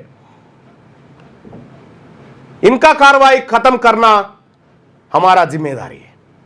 हमारे बच्चे के लिए, हमारा भविष्य के लिए हम काम करना पड़ेगी। जय बीसी, జై తెలంగాణ రాజ్యాధికార పార్టీ. ఇక అలాగే ఇంకొక విషయం మీకు చెప్పాలా, మావోయిస్టు పార్టీలో చేరబోవడానికి సిద్ధమైనటువంటి వ్యక్తి వచ్చిండు, కలెక్టర్కి దరఖాస్తు పెట్టుకుండు. నక్సలైట్లలో చేరదాం అనుకుంటున్నా సార్, దరఖాస్తు తీసుకోరని చెప్పి పోయిండు. అతను ఇప్పుడు మన స్టూడియోలో ఉన్నాడు, ఆయన నక్సలెట్లకు పోయి ఏం చేద్దాం అనుకుంటుండు, ఎందుకు నక్సలెట్లకు పోదాం అనుకుంటుండు అనేది ఇగో ఈయననే. అందరు నక్సలైట్లు బయటకు వస్తుంటే ఆయన నక్సలైట్లకు వేములవాడ మండలం ఇగో మావోయిస్టు పార్టీలో చేరేందుకు కలెక్టర్కు దరఖాస్తు పెట్టుకున్నటువంటి మనిషి. అంటే ప్రజలు తెలంగాణ రాష్ట్రం వచ్చిన తర్వాత ప్రజలకు మంచి జరగాలని కోరుకుంటే తెలంగాణ రాష్ట్రంలో జరిగినటువంటి దోపిడీ, మోసము, కుట్ర అన్ని చూసి నక్సలైట్లకు పోతాను ఇగో దరఖాస్తు పెట్టుకోండు కలెక్టర్ గారికి. ఇగో కలెక్టర్ లెటర్ పెట్టుకోండు. ఇగో ఏమని పై విషయం పురస్కరించుకొని, నా పేరు చల్లా బాలరాజు, కీర్తిశేషులు నర్సయ్య, వయస్సు 42 సంవత్సరాలు. నక్సల్స్లోకి వెళ్లే అవకాశం కల్పించగలరని కోరుతూ ప్రజాకోర్టులు నిర్వహించి సామాన్యులకు, నిరక్షరాస్యులకు న్యాయం జరగని వారికి న్యాయం చేయుట గురించి పోతా అంటుండు నక్సలైట్లలో చేరుతందుకు. ఇక్కడ పై విషయం పురస్కరించుకొని తమరితో మనవి చేయనది ఏమనగా, నేను నా సమస్యలపై లేక ప్రజా సమస్యలపై సంబంధిత అధికారులకు వివిధ సందర్భాల్లో దరఖాస్తులు ఇచ్చాను. కానీ చట్టంలోని నిబంధనల ప్రకారం నేను ఇచ్చిన దరఖాస్తులు నెలలు, సంవత్సరాలుగా పెండింగ్లో ఉంచినారు. నేను ఇచ్చిన దరఖాస్తులకు జవాబు రాలేదు. పరిష్కారం చేయక కాలయాపన చేస్తున్నారు. మధ్యమానేరు ప్రాజెక్టులో ప్రస్తుత రాజన్న సిరిసిల్ల జిల్లాలో నా యొక్క గ్రామం చీర్లవంచ, మండలం సిరిసిల్ల, నేను నిర్వాసిత ప్యాకేజీ కొరకు అనేక ఇబ్బందులు ఎదుర్కొన్నాను. సంబంధిత అధికారులకు నా యొక్క సమస్యలపై అనేక సార్లు దరఖాస్తులు చేసుకున్నాను. కానీ సంవత్సరం తరబడి ఆఫీసుల చుట్టూ తిప్పుకొని రావాల్సిన నష్టపరిహారాలు అరకొరగా ఇచ్చారు. నాకు కేటాయించిన ప్లాటును తిరిగి మళ్ళీ తీసుకున్నారు. మళ్ళీ కేటాయించే సందర్భంలో బండరాలు కలిగిన ప్లాట్ను, నివాసయోగ్యం లేని ప్లాట్ను కేటాయించారు. చీర్లవంచకు చెందిన కొందరిని కుటుంబ గణంలో అధికారులు మిస్ చేశారు. వీరిని మిస్సింగ్ ఏజెంట్ వారిగా పరిగణించారు. ఇది అధికారుల తప్పిదమే. కానీ వారిపై వేసుకోకుండా మేము సర్వేకి వచ్చినప్పుడు ఇళ్ల దగ్గర లేరు అని నెపం మోపారు. కానీ మీరు అనర్హులు అని మీకు ఎలాంటి ఇళ్ల స్థలాలు, కుటుంబ ప్యాకేజీలు ఇవ్వబడవని చెప్తున్నారు. ఇగో ఇన్ని అధికారుల చుట్టూ తిరిగి ఇగో ఈ దరఖాస్తులన్నీ పెట్టి ఆఖరికి ఇక నేను నక్సలైట్లలో చేరుతానయ్యా, నాకు అవకాశం ఇవ్వమని చెప్పి బాలరాజు అడుగుతా ఉన్నాడు. ఇప్పుడు బాలరాజు నక్సలైట్లలో చేరన్నా ఏం చేరన్నా ప్రజలారా మీరు ఏమనుకుంటారు? ఇట్లా పెట్టుకున్న చాలా తక్కువ ఉండొచ్చు నాకు తెలిసి. ఇట్లా లెటర్లు పెట్టుకున్నాను, ఇలా ఫోటోలు దిగినాయి అన్న, ఇంటి ముంగట నిలబడి. అప్పుడు గజెట్లు వాళ్ళే తీసిరు, అధికారులు తీసిరు. మేము ఈ కేసీఆర్ కట్టినటువంటి దొంగ కాళేశ్వరం ప్రాజెక్ట్ ఉంది కదా, అందులో పోయిన ఊర్లు. చల్లా బాలరాజు హైకోర్టు, మీరు బీసీ అన్న, ఎస్సీ అన్న, షెడ్యూల్ క్యాస్ట్. హైకోర్టు ఆర్డర్ కూడా వచ్చింది. హైకోర్టు వీళ్ళకి కాంపెన్సేషన్ ఇవ్వాలి, వీళ్ళకి ఇవ్వాల్సిన ప్యాకేజీలు అన్ని ఇవ్వాలని హైకోర్టు ఆర్డర్ ఇస్తే ఇది ఆయన అంటాడు. హైకోర్టు ఆర్డర్ చేయలేదు అని చెప్పి పక్కకు మన ఆర్డీఓ గారు, సిరిసిల్ల ఆర్డీఓ గారు, వేములవాడ ఆర్డీఓ గారు ఏమంటారంటే, ఇది మీరు ఈ ఆర్డర్ మాకు అవసరం లేదు, మేము ఇవ్వము, మీరు ఇళ్ళ దగ్గర లేరంటే ఈ ఫోటోలు అన్న, ఇళ్ళ దగ్గర నిలబడి దిగిన ఫోటోలు, ఇళ్ళ దగ్గర నిలబడి పలకలు పట్టుకొని దొంగలు లెక్క దించారు అప్పుడు మమ్మల్ని. మాకు తెలియదు అప్పుడు 2007 ఆ సంవత్సరంలో. ఇక మా మామయ్య చనిపోయాడు సార్, బెంగటిలి ఇనుకొండ నరహరి అని. ఈయనకు బిడ్డలు ఒకటే కొడుకు, 4 బిడ్డలు. మొత్తం బెంగటిలి ఇంటికి పోయినప్పుడల్లా బాధపడి, అల్లుడు పైసలు ఎప్పుడు వస్తాయని ఇట్లా పట్టుకొని ఇట్లా వణుక్కుంటూ మాట్లాడుతున్నారు. ఇగో ఇది మన కాంగ్రెస్ వాళ్ళు, బీఆర్ఎస్ వాళ్ళు చేసిన ఉద్దార్కం. బాలరాజు నక్సలైట్లకు పోతా అంటుండు. అన్నయ్య శ్రీనన్నని కలిస్తే శ్రీనివాస్ గారిని కలిస్తే ఏమంటాడంటే, అన్న ఆదివారం రా అంటాడు. ఆదివారం పోతే ఉండడు. ఓ 2 సార్లు పోయి మరి వచ్చినాం, ఫైళ్ళు ఇచ్చినాం, మొత్తం ఫైళ్ళు చదివిండు, మీకు చేస్తా అంటాడు, చేయడు. నేను ఖచ్చితంగా పోతాను, అమ్మతోటి నిజంగానే పోతాను, నక్సలైట్ల కన్నా పోతా, ఇద్దరిని ఆర్డీఓని ఎంఆర్ఓని కిడ్నాప్ చేస్తా, వాళ్ళని ప్రజాకోట్లని నిలదీస్తా. నిజం చెప్తున్నా. అనొద్దంటే ఏం చేయాలి మరి? ఇప్పుడు చెప్పు. ఇప్పుడు చట్టాన్ని ఇప్పటిదాకా గౌరవించుకుంటా వచ్చిన నేను. ఎలిజిబిలిటీ లిస్టులో వీళ్ళ పేర్లు వచ్చినాయి. ఇప్పుడు అన్న అనొద్దంటే ఏం చేద్దామన్నా చెప్పు, ఎక్కడికని పోవాలి? ఇగో ఇనుకొండ నరహరి అన్న, ఇగో ఇనుకొండ నరహరి. ఇప్పుడు మా మామయ్య చనిపోయింది అన్న కదా, ఈయనకేమో ఎలిజిబుల్ అని రాశారు వాళ్ళే. ఈ పేపర్లు నేను తీసుకుపోయి చూపిస్తామంటారు. ఇంత వాల్యుబుల్ పేపర్ నీ చేతికి ఎందుకు వచ్చింది అంటాడు ఆయన. ఇదట మన చేతికి వస్తేనట మన మీద కేసు పెట్టేవాడు ఈయనకి ఇచ్చిండు. ఇగో ఈయనకు ఎలిజిబుల్ లిస్ట్ అన్న రాశారు. ఇగో ఎలిజిబిలిటీ వీళ్ళకి ఇవ్వాలి కదా పట్టా, ఇంటి స్థలం పట్టా ఇవ్వలేదు. ఇంకొక ఆయన వచ్చేటి, ఇప్పుడు ఆయన కోట్ల కేసేసిన ఈర్నాల తిరుపతి అని వచ్చేది సార్ అన్న, ఆయన కూడా అంతే, ఇంటి స్థలం పట్టా ఉన్నాడు, ఇల్లు పైసలు వచ్చినాయి. ఈర్నాల తిరుపతి, తూర్పాటి లక్ష్మణ్, ఇద్దరు వీళ్ళు అందరినీ రామానిగా. ఎంత బాధ అనిపిస్తుంది అన్న, అన్యాయం అన్న ఇది. ఇప్పుడు ఒకటి నువ్వు పోవాల్సింది నక్సలైట్ ఉద్యమానికి కాదన్న, నువ్వు రావాల్సింది తెలంగాణ రాజ్యాధికార పార్టీలోకి. ఎందుకు చెప్తా ఉన్నంటే ఈ దొంగలు తెలంగాణ రాష్ట్రం వస్తే మన బతుకులు మారుతాయి అనుకుంటే బతుకులు మారకపోగా భూములు పోయినాయి, ఇండ్లు పోయినాయి, ఆస్తులు పోయినాయి, అన్ని పోయినాయి. మనవి పోయినాయి, వాళ్ళవి పెరిగినాయి. 35% నిర్వేదంతో ఒక 42 సంవత్సరాల యువకుడు నేను నక్సలైట్లకు పోతాను ఎందుకు ఆలోచన వస్తా ఉంది ఈ తెలంగాణ ప్రాంతంలో? ప్రజాపాలన పూలే భవన్లో ఇచ్చిన ఇగో ఈ జీవో పట్టుకొచ్చి ఇగో అన్న ఈ తెలంగాణ వచ్చిందా అన్న చూడండి 2015 జీవోకి వచ్చింది చూడండి. తెలంగాణ 2015లో వచ్చి ఇదే జీవోలు ఏమంటాడు తెలుసా, 1,35,000 తరుగుదలట. ఇల్లుకు తరుగుదల ఉంటుంది. నా బంగారం అంచనాలు ఏమో పెరుగుతాయి, అంచనాలు ప్రాజెక్ట్ అంచనాలు పెరుగుతాయి, ప్రజలు ఇచ్చిన ఆస్తులకేమో తరుగుదల 35% కట్ చేసారు. మీరు అన్న మీ బాధ అంతా చెప్పండి అన్న. చెప్పు నువ్వు చెప్పే చెప్పు ఎక్కడి నుంచి వచ్చినావు, నీ పేరేంది, అసలు తిరుపతి. నీ పేరు తిరుపతి? మరి చీరల వంచ గ్రామం. మా ఇల్లు అందులో వేయింది. పోతే మాకు డబ్బులు. ఏ మండలం, ఏ జిల్లా? సిరిసిల్ల మండలమే. ఇప్పుడు రాజన్న చరిత్ర జిల్లా కదా, సిరిసిల్ల మండలమే. మా ఇల్లు అందులో వేయింది కాబట్టి మా డ్యామ్లో మధ్యమానంలో వేయింది. అయితే మాకు ఇండ్ల పైసలు వచ్చినాయి. మాకు మా పట్ట కాగితం ఇవ్వలేదు, మాకు భూమి ఉంచలేదు. ఏది మాకు భూమి ఇస్తున్నారు, మాకు కుటుంబ పరిహారం కూడా ఇవ్వాలి. 2 లక్షల రూపాయల 2 లక్షల కుటుంబ పరిహారం ఇవ్వాలి. ప్లస్ ఏది లేదు. ఏ సార్ తిరిగి రేపు మాపు కోర్టుకు పోతే కోర్టు కూడా మాకు కోర్టు ఆర్డర్ మీకు ఇచ్చిన కోర్టు ఆర్డర్ హైకోర్టు ఆర్డర్ ఇచ్చింది. ఆర్డర్ చెల్లదట. ఏం చెప్తానంట మరి ఆర్డర్ హైకోర్టు ఇక్కడ ఇంకోటనా ఇంకోటి ఇచ్చిన ఇలా పెట్టినా అయ్యో హైకోర్టు ఆర్డర్ అట ఇది చెల్లదట. నా పేరు ఇక్కడ అన్ని పేరు రాయించి పోయినా 2020 నుంచి పోయినా. అప్పటి సంది ఒక అన్నారు మళ్ళీ ఇస్తారు. నీకు నెల రోజుల లోపల వస్తాయి. వాళ్ళ మాట ఏంటంటే నెల వరకు రాపోర్రి, 15 రోజులకు రాపోర్రి, 20 రోజులకు రాపోర్రి. పోయినప్పుడు అదే దరఖాస్తు తీసుకుని ఓకే బాలరాజు గారు వస్తాయి, తిరుపతి సార్ వస్తాయి, మీరు ఓన్ ఇంటికి ఇంకోరికి పంపిస్తారు. నేను ఏమన్నా అంటే మా సమస్య చిన్నదే, ఇది పెద్దది కానే కాదు. ఏం చేయాలి దీనికి పరిష్కారం? ఏం చేయాలి తెలుసా ఈ పరిష్కారం అన్న? 10వ తరగతి పిల్లలని అడిగితే చెప్తారు మా సమస్యకు పరిష్కారం. ఎట్లనో నేను చెప్తా ఒక నిమిషంలో. ఈ ఊరోడు కాదు నువ్వు అక్కడ లేవని అన్నావు కదా, గ్రామ సభ పెట్టు. అంతే, గ్రామ సభ పెట్టి గ్రామంలో ఉన్న సర్పంచ్ కానీ వార్డు మెంబర్లని కానీ కుల సంఘ పెద్ద మనుషులు పిలిచి ఈ తిరుపతి అనేట ఆయన ఈ ఊరైనా కాదా అని అడిగి నువ్వు నిర్ధారిస్తా అయిపోతుంది. ఏదో విషయం ఒక్క రోజులో కాదు, ఒక గంటల పని అయిపోతుంది. ఇలాంటి దాన్ని ఇప్పుడు గిన్నేళ్ల నుంచి నానుస్తున్నారు. వాళ్ళని ఏం చేయాలి చెప్పండి? ఇక బాధ అనిపిస్తుంది అన్న. ఖచ్చితంగా పోతాయి, తప్పదుగా. నాకు న్యాయం జరగకపోతే ఇప్పుడు ఖచ్చితంగా పోతా. మీ దగ్గర కిడ్నాప్ చేస్తా వాళ్ళని. నక్సలైట్లకు పోతా, కిడ్నాప్ చేస్తా. ఆర్డీఓని కిడ్నాప్ చేస్తా, కలెక్టర్ కూడా కిడ్నాప్ చేస్తా. నాకు న్యాయం జరగకపోతే నేను కడుపు పంట పడుతుంది నాకు. చూడు తప్పకుండా అదే పని అవుతుంది. ఇంకేదన్నా అందులో పోయినాక ఇంకా వేరే పని ఏముంది అన్న? ఇగో ఇల్లు పైసలు వచ్చినాయి, మళ్ళీ కేసు పెట్టినా పెడతాను. పెట్టాను అన్న, కేసులో భయపడ్డాను కదా నేను. సంబంధించి ఇలా భూమి అంతా పోయింది. భూమి ఇల్లు పోయినది మొత్తం సర్వం కోల్పోయారు. సర్వం కోల్పోయిన తర్వాత కనీసం మరే బాబు సరే మీరు కట్టుకొని పాడేది కానీ ఎవరికైనా ఉపయోగపడుతుంది కానీ మరి మా పరిస్థితి ఏందని చెప్పేసి అడిగి కాలం నెంబర్ 15 మళ్ళీ అరకురనే. ఇప్పుడు ఆడ 10 లక్షల రూపాయలు ఉంటే 2 లక్షల రూపాయలు 3 లక్షల రూపాయలు ఇస్తారు అంతే. ఇప్పుడు ఇళ్ల స్థలం పట్టాలు ఇచ్చి విడిచిపెట్టినావు, ఆడ 5 లక్షలు ఇచ్చిన ఇల్లుకు 5 లక్షలతో ఇల్లు అవుతుంది అన్న. మళ్ళీ మేము ఉల్టా మీదకి 5 లక్షలు అప్పు చేసి ఇల్లు కట్టుకున్నాం. అందరి పరిస్థితి అదే. ఇగో అన్న ఇది చూడు 15 నెంబర్ చూడండి, 35% కట్ చేసేటు 35% ఇల్లు తరుగుదలట. అది ఏం తరుగో మాకు అర్థమైతే లేదు. ఇప్పుడు ప్రాజెక్టుల రేట్లు ఏమో పెరుగుతుంటాయి, మనం ఎందుకు తరుగుతుంటాయి అదే అంటుంటాం. మరి జివో 14 నెంబర్ జివో వచ్చింది. 14 నెంబర్ జివో ఎప్పుడు వచ్చిందో తెలంగాణ వచ్చినాక వచ్చింది చూడండి. అవునుగా ఈ నెంబర్ ప్రకారంగానే 3/3/2015 తెలంగాణ రాష్ట్రం ఏర్పడ్డాక కేసీఆర్ సార్ ముఖ్యమంత్రి అయినాకనే ఈ జివో వచ్చింది. మరి ఆ జివో అంతకుముందు ఏమన్నాడు? మన భూముల రేట్లు మన ఇండ్ల రేట్లు ఏమో తక్కువ అవుతున్నాయి, వాళ్ళ రేట్లు పెరుగుతున్నాయి. అంతకుముందు ఏమన్నాడు అన్న? అంతకుముందు మన కుదురుపక్కన టెంట్ వేసుకొని ఈ కాంగ్రెస్ ప్రభుత్వం మనకు అన్యాయం చేస్తున్నది, మనం ప్రభుత్వం తెచ్చుకొచ్చుకున్నాక మీకు అన్ని రకాల వసతులు కల్పిస్తా, రూపాయి తలుగు లేకుండా మీకు పైసలు ఇప్పిస్తా, మీకు ఇంకా చాలా నష్టపరిహారాలు పెంచుతా అని చెప్పిండు కేసీఆర్ సార్.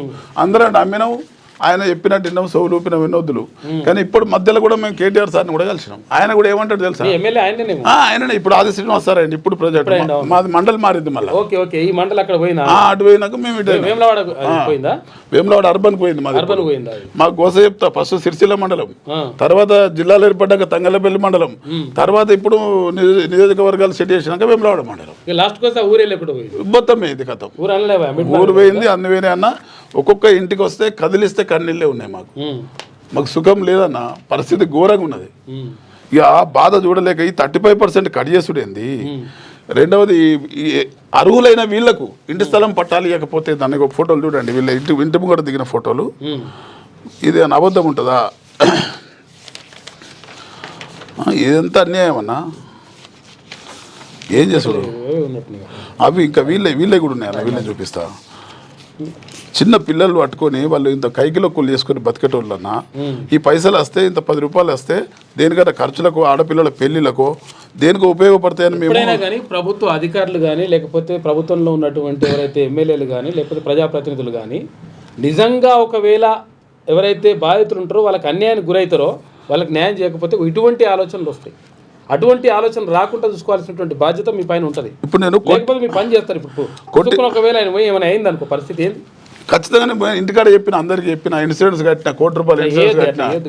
ఏం చెప్తాం మరి? ఇప్పుడు కాదు సార్, ఇప్పుడు దండం పెట్టానా, కాళ్ళు మొక్కితే బతిలాడితే సార్ అంటే ఇక అత్తది పోయి ఈ సార్ అయితే నీకు ఇస్తుంది నా 35 నాకే వాళ్ళ ఏమంటలేను, ఇంకా వాళ్ళ ఇంట్లోకి అస్సలు ఏమంటలేను. ఇంకా గట్లాడితే ఇంకేం చేసారు వాళ్ళు నన్ను. ఇంకొకటి ముంపు ప్రాంతంలో ఒక మాటన అత్యంత నిరుపేదలకు ఇచ్చినట్టుగా మాకు 5 లక్షలు ఇస్తే చెల్తుందా?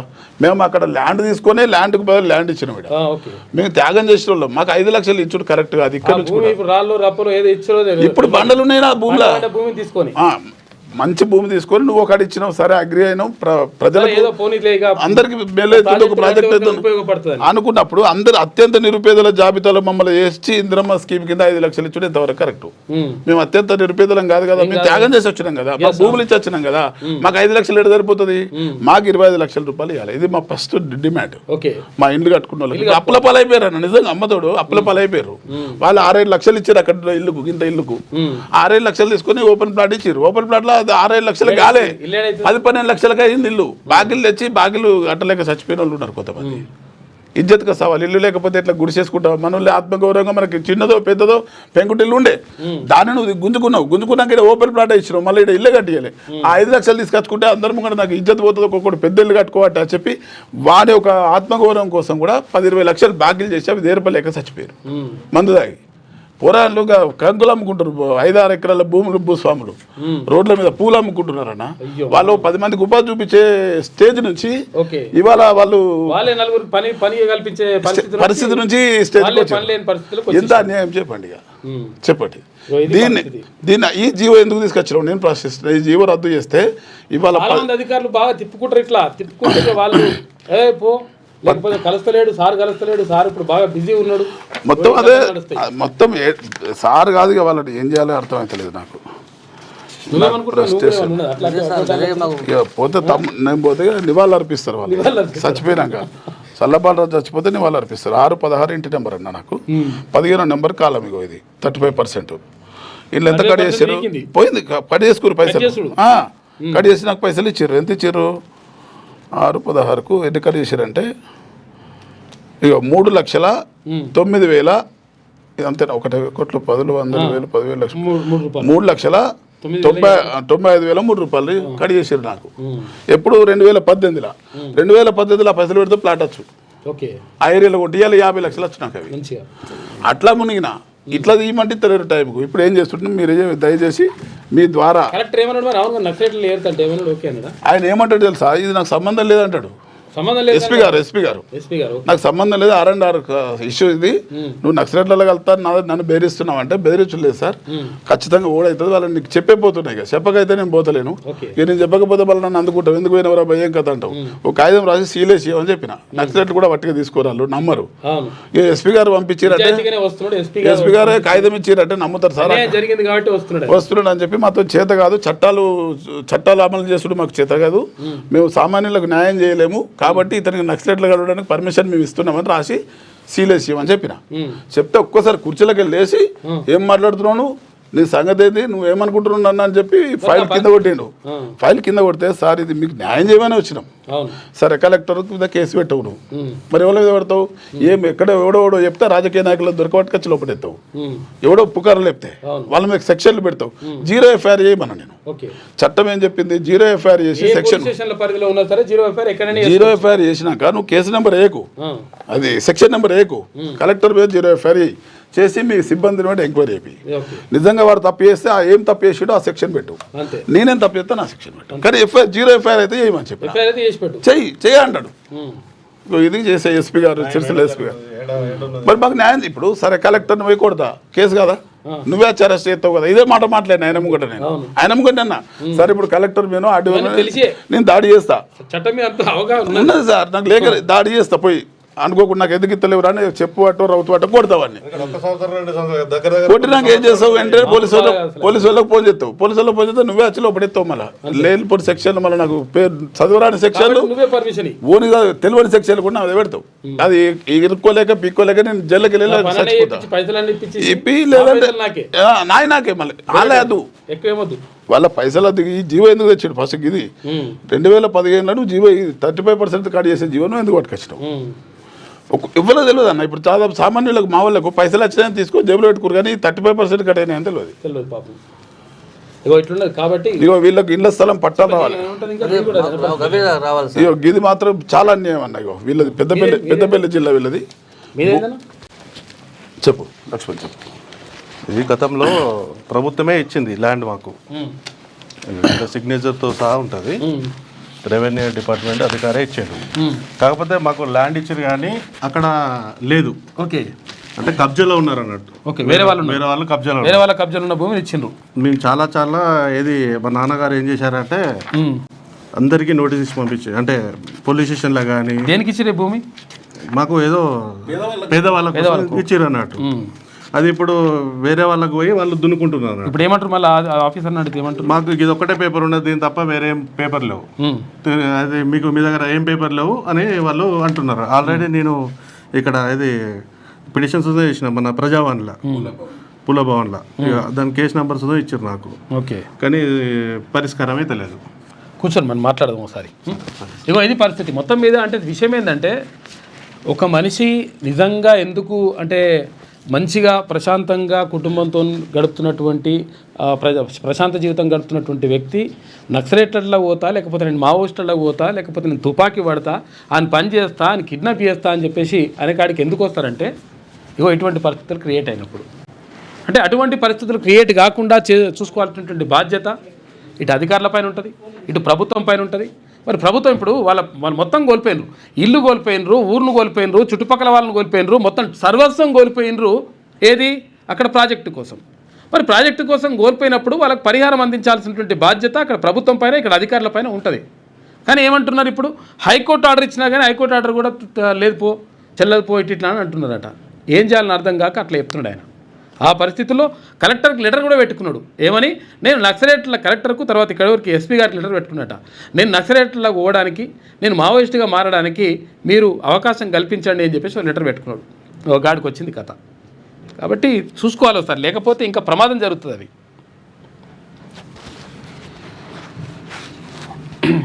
ఇక వార్తల్లోకి వెళ్తే చాలా టైం అయినట్టుంది. విరాళం ఇద్దాం తర్వాత మేద్దాం, ఇవి ఎటువంటి పరిస్థితులు ఎటువంటి ఉన్నాయన్నమాట. కొంతమంది ఆఫీసర్లు ఈ కథలా ఉంటారు. లంచాలతో అసెంబ్లీ ఎన్నికల ప్రచారానికి నిధులు ఇచ్చిరట. ఏది వచ్చిన లంచాలతోటి అసెంబ్లీ ఎన్నికల ప్రచారానికి ఎవరికైనా ఫండింగ్ చేస్తున్నట్టు ఎమ్మెల్యే క్యాండిడేట్కి చేసి తర్వాత ఏంది, విద్యుత్ శాఖ ఇంజనీర్ల దోపిడీలో కొత్త కోణం. గెలిచాక తమకు అన్ని విధాలుగా మద్దతు ఇచ్చేలా ఒప్పందం. ముగ్గురు కలిసి ₹1 కోటి సమర్పించిరట.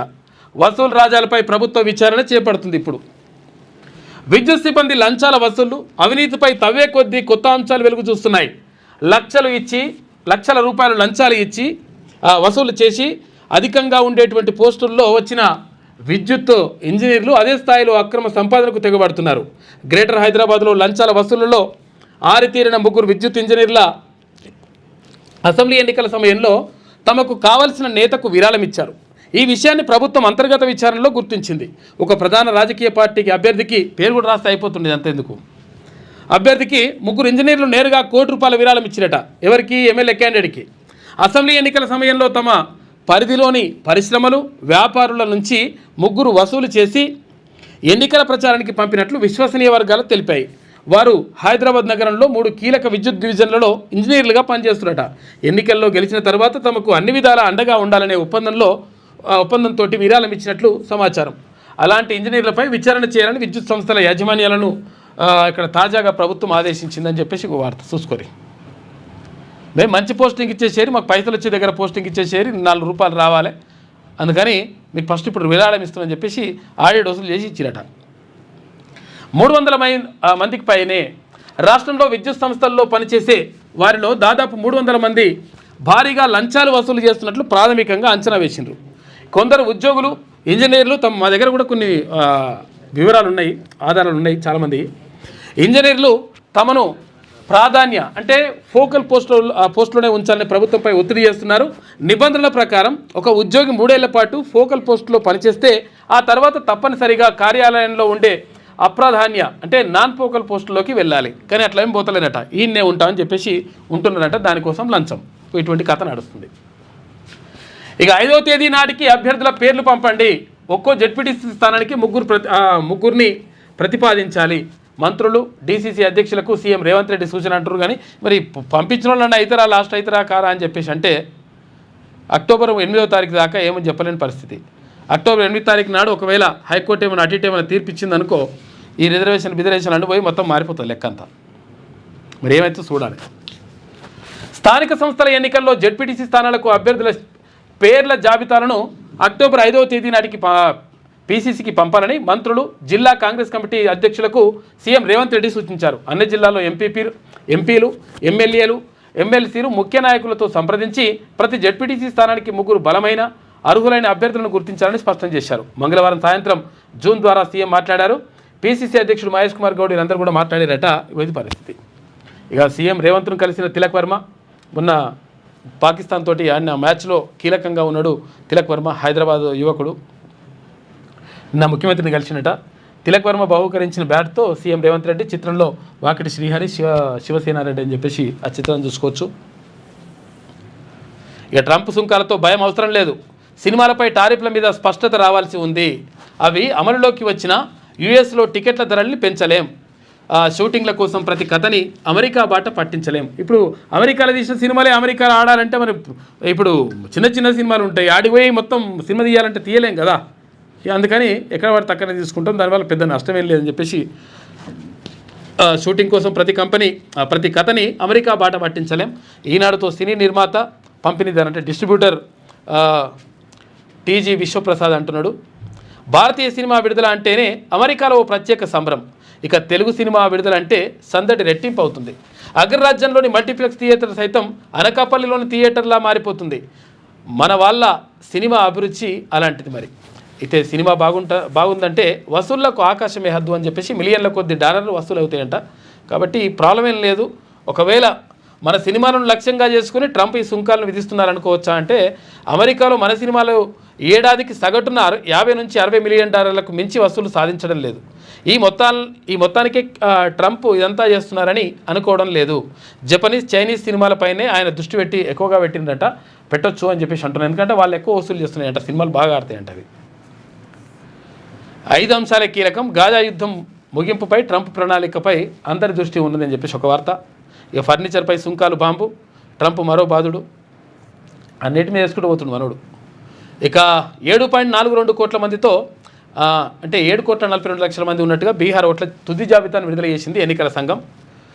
ఇక జూబ్లీహిల్స్ నియోజకవర్గంలో ఓటర్ల సంఖ్య 3,99,000 మంది ఉన్నారట. 1,000 తక్కువ 4 లక్షల మంది ఉన్నారు. ఇది ఓకే. ఇక్కడ ఛాయ్ వాలా నుంచి ప్రధాని వరకు ఆకట్టుకున్న మోడీ జీవన ప్రస్థానం, హైటెక్స్ వేదికగా హృద్యంగా సాగిన సంగీత నృత్య రూపకం అని చెప్పేసి ఒక వార్త కనిపిస్తూ ఉంది. మోదీ ప్రస్థానంపై అంటే జీవితం ఆయన చిన్నప్పటి నుంచి ఇప్పటి వరకు ఎట్లా ఎదిగిండు ఏం కథ అనే దానిపైన ఒక నృత్యపు రూపకం వేసిరట. ప్రధాని ప్రస్థానంపై గీతాలు ఆలపిస్తున్న కళాకారులు అని చెప్పేసి ఇక్కడ చిత్రాన్ని చూసుకోవచ్చు. ఇది ఈనాడులో ఉన్నటువంటి ప్రధాన కథనాలు. అయితే ఒకసారి వెలుగు దినపత్రిక చూద్దాం. ఎందుకంటే బతుకమ్మ సంబరాలు నిన్న కూడా జరిగినాయి. అంటే మంగళవారం అని చెప్పేసి యాక్చువల్గా నిన్ననే ఉండాలంట, మంగళవారం అని చెప్పేసి కొంతమంది సోమవారం చేసుకున్నారు. నిన్ననేమో పబ్లిక్ హాలిడే ఇచ్చింది ప్రభుత్వం. అయితే ఈ నేపథ్యంలో కొన్ని చోట్ల నిన్న కూడా సద్దుల బతుకమ్మ సంబరాలు జరిగినాయి. అంబరాన్నంటిన పూల సంబరం, ట్యాంక్ బండిపై ఘనంగా సద్దుల బతుకమ్మ, 700 మంది మహిళల ర్యాలీ, డప్పు, డోలు, కొమ్ము, కోయ కళాకారులు నిన్న ప్రదర్శించారు. మంచిగా భారీగా పాల్గొన్నారు అక్కడ పబ్లిక్ కానీ, తర్వాత అక్కడ కళాకారులు కానీ. మహిళలు కూడా చాలామంది తరలి వచ్చేసి బతుకమ్మ సంబరాల్లో పాల్గొన్నారు. బాకీ పడ్డది మీరే బాకీ కార్డు తీసుకొస్తామని చెప్పేసి అక్కడ బీఆర్ఎస్ పార్టీ అంటే లేదు మీరే బాకీ పడ్డరు, కేసీఆర్ ఇవన్నీ చేసినని చెప్పేసి ఇక్కడ మహేష్ కుమార్ గౌడ్ అంటున్నాడు. మీ హయాంలో హామీలన్నీ ఎగ్గొట్టి మాపై దుష్ప్రచారమా? బీఆర్ఎస్ బాకీ కార్డు ప్రచారంపై PCC chief Mahesh Kumar Goud fire అయ్యిండు. మేము ఇచ్చిన హామీలన్నీ నెరవేరుస్తున్నాం. రేషన్ కార్డులు, సన్నబియ్యం, ఉద్యోగాలు, ఫ్రీ కరెంట్ ఇస్తే బాకీ పడ్డట. బాకీలు బకాయిల గురించి మాట్లాడితే కేసీఆరే మొదటి ముద్దాయి. మీరు చేసిన అప్పులకు మేము వడ్డీలు కడుతున్నాం. స్థానిక జూబ్లీహిల్స్ ఎన్నికల్లో కాంగ్రెస్తే గెలుస్తుందని చెప్పేసి ధీమా వ్యక్తం చేస్తుండు మహేష్ కుమార్ గౌడ్. మీరు బాకీ పడరు, మీకు బాకీ పడరు అంటే ఇద్దరు కలిసి ప్రజలకు బాకీ పడరు. ఫస్ట్ అక్కడ కాంగ్రెస్ పార్టీ కానీ, ఇటు బీఆర్ఎస్ పార్టీ కానీ. ఇక పాకిస్తాన్లో పేలుడు, 13 మంది మృతి. పాకిస్తాన్లోని క్వెట్టాలో భారీ పేలుడు సంభవించింది. ఈ పేలుడు దాటికి 13 మంది చనిపోగా 32 మంది గాయపడ్డారు. ఇక ఎఫ్సీ హెడ్ క్వార్టర్స్ వద్ద ఓ వెహికల్ ఒక్కసారిగా పేలిపోవడంతో వీడియో కనిపించిందంటే దానికి కలకాలం రేవింది. ఇక ఆడ మొత్తం వాళ్ళే చంపుకుంటారు, వేరే చోట చంపాల్సిన అవసరం ఉండదు పాకిస్తాన్లో. ఇక ట్రంప్ పీస్ ప్లాన్కు ఓకేనంట. గాజాలో శాంతి స్థాపనే లక్ష్యంగా అమెరికా చేసిన ప్రతిపాదనకు ఇజ్రాయెల్ అంగీకరించింది. మొత్తం 20 అంశాలపై అమెరికా అధ్యక్షుడు డొనాల్డ్ ట్రంప్, ఇజ్రాయెల్ ప్రధాని బెంజమిన్ నెతన్యాహు వైట్ హౌస్లో సుదీర్ఘంగా చర్చలు జరిపిరట. మరి చర్చలు జరిపారు కానీ ఇది ఎంతవరకు వస్తుంది నడుస్తూనే ఉన్నది మొత్తం యుద్ధం. అది రావణ కాష్టం లెక్క. సిమెంట్ బస్తాల్లో గంజాయి తీసుకోవచ్చురట. చూసుకో, డీసీఎం వ్యాన్లో సిమెంట్ బ్యాగుల మధ్య ప్రత్యేకంగా ఏర్పాటు చేసిన సీక్రెట్ సెల్లో 6.25 కోట్ల రూపాయల విలువైన 1210 కేజీల గంజాయిని దాచి రవాణా చేస్తుండగా హైదరాబాద్ పోలీసులు పట్టుకున్నారు. ఈ గంజాయిని ఒడిశా నుంచి రాజస్థాన్కు తరలిస్తున్నట్టుగా గుర్తించారట. 1210 కిలోల గంజాయిని పట్టుకున్నారట. దాని విలువ 6,25,00,000 రూపాయలు ఉంటుందట. చూసుకోరిగా లంగా కొడుకులు. కేసీఆర్ బాకీ కార్డు అని చెప్పేసి వీళ్ళు బీఆర్ఎస్ బాకీ కార్డు ఎవరిది? కాంగ్రెస్ పార్టీ ఈ 6 గ్యారెంటీల పేరుతోటి 6 కార్డులు చూపించుకుంటా వీళ్ళు బీఆర్ఎస్ వాళ్ళు వస్తే లేదు మీరే బాకీ ఉన్నారా నాయన అని చెప్పేసి ఇక్కడ కాంగ్రెస్ పార్టీ కేసీఆర్ బాకీ కార్డు పేరుతోటి వీళ్ళు కూడా ప్రచురించారు. ఇక బీఆర్ఎస్ ఎగ్గొట్టిన హామీలతో విడుదల చేసిన మంత్రులు వివేక్ వెంకటస్వామి, పొన్నం ప్రభాకర్, అడ్లూరి లక్ష్మణ్ కుమార్. ఇక ప్రజలను బీఆర్ఎస్ మోసం చేసింది అని చెప్పేసి మంత్రి వివేక్ వెంకటస్వామి, డబుల్ ఇండ్లు, నిరుద్యోగ వృత్తి వంటివి ఏమైనామని చెప్పేసి అడుగుతూ ఉన్నారు. గెలుపు బాధ్యత ఇన్ఛార్జి మంత్రులదే. ఎక్కడ? స్థానిక సంస్థల్లో. ఇక్కడ ఎంపీటీసీ, జెడ్పీటీసీ, తర్వాత సర్పంచ్ ఎలక్షన్లు ఉన్నాయి కదా, ఆ గెలుపు బాధ్యత అక్కడ ఆయా జిల్లాలకు సంబంధించినటువంటి ఇన్ఛార్జి మంత్రులదే ఉంటుందని చెప్పేసి ముఖ్యమంత్రి అంటా ఉన్నాడు. లోకల్ బాడీ ఎన్నికల్లో టికెట్ల కేటాయింపు మొదలు గెలుపు దాకా రెస్పాన్సిబిలిటీ వాళ్ళదేనంట. జూమ్ మీటింగ్లో ఇన్ఛార్జి మంత్రులకు సీఎం రేవంత్ దిశానిర్దేశం. ఈ నెల 5 కల్లా జెడ్పీటీసీ అభ్యర్థుల ప్రతిపాదనను సిద్ధం చేయండి. స్థానిక లీడర్లతో సంప్రదింపులు జరిపి అర్హుల పేర్లు పంపండి. ఇన్ఛార్జి మంత్రులకు స్థానిక లీడర్లు పూర్తి స్థాయిలో సహకరించాలి. అన్ని జెడ్పీలు తర్వాత మెజార్టీ ఎంపీపీలను కైవసం చేసుకునేలా ప్రణాళిక పనిచేయాలని చెప్పేసి చెప్పిండంట ముఖ్యమంత్రి రేవంత్ రెడ్డి. బనకచెర్లకు అనుమతి ఇవ్వండి. కేంద్ర హోం, జలశక్తి మంత్రులకు ఏపీ సీఎం చంద్రబాబు విజ్ఞప్తి చేసిండు. బనకచెర్ల కట్టుకుంటాం సార్, మేము దేంతో కట్టుకుంటామంట, సముద్రంలోకి వెళ్ళే నీటినే వాడుకుంటాం. అమరావతి నిర్మాణానికి నిధులు, ఏపీకి ఆర్థిక సాయం పైన చర్చ జరిగిందంట. ఏది మిగులు జలాలే లేవురా నాయన అంటే మేము సముద్రంలో పోయే నీళ్ళు ఉంటాయి కదా, వాటితోనే మేము ఈ బనకచెర్ల కట్టుకుంటామని చెప్పి చెప్తున్నట చంద్రబాబు. బీసీ రిజర్వేషన్ల జీవోపై బీజేపీలో తలో మాట మాట్లాడుతున్నారట. స్వాగతించిన పార్టీ స్టేట్ చీఫ్ రామచంద్రరావు, గందరగోళమని తప్పు పట్టిన ఎంపీ ఈటల రాజేందర్. ఇక నేతల తీరుపై పార్టీలో చర్చ జరుగుతూ ఉంది, కేడర్లో కన్ఫ్యూజన్ మొదలవుతుందని చెప్పేసి ఒక వార్త వేసింది వెలుగు దినపత్రిక. ఇక మాజీ డీజీపీ ఎమోషనల్. 40 ఏళ్ల విధి నిర్వహణలో 40 రోజులు కూడా తన సొంత ఊర్లో లేనని జితేందర్ భావోద్వేగం వ్యక్తం చేసిండట.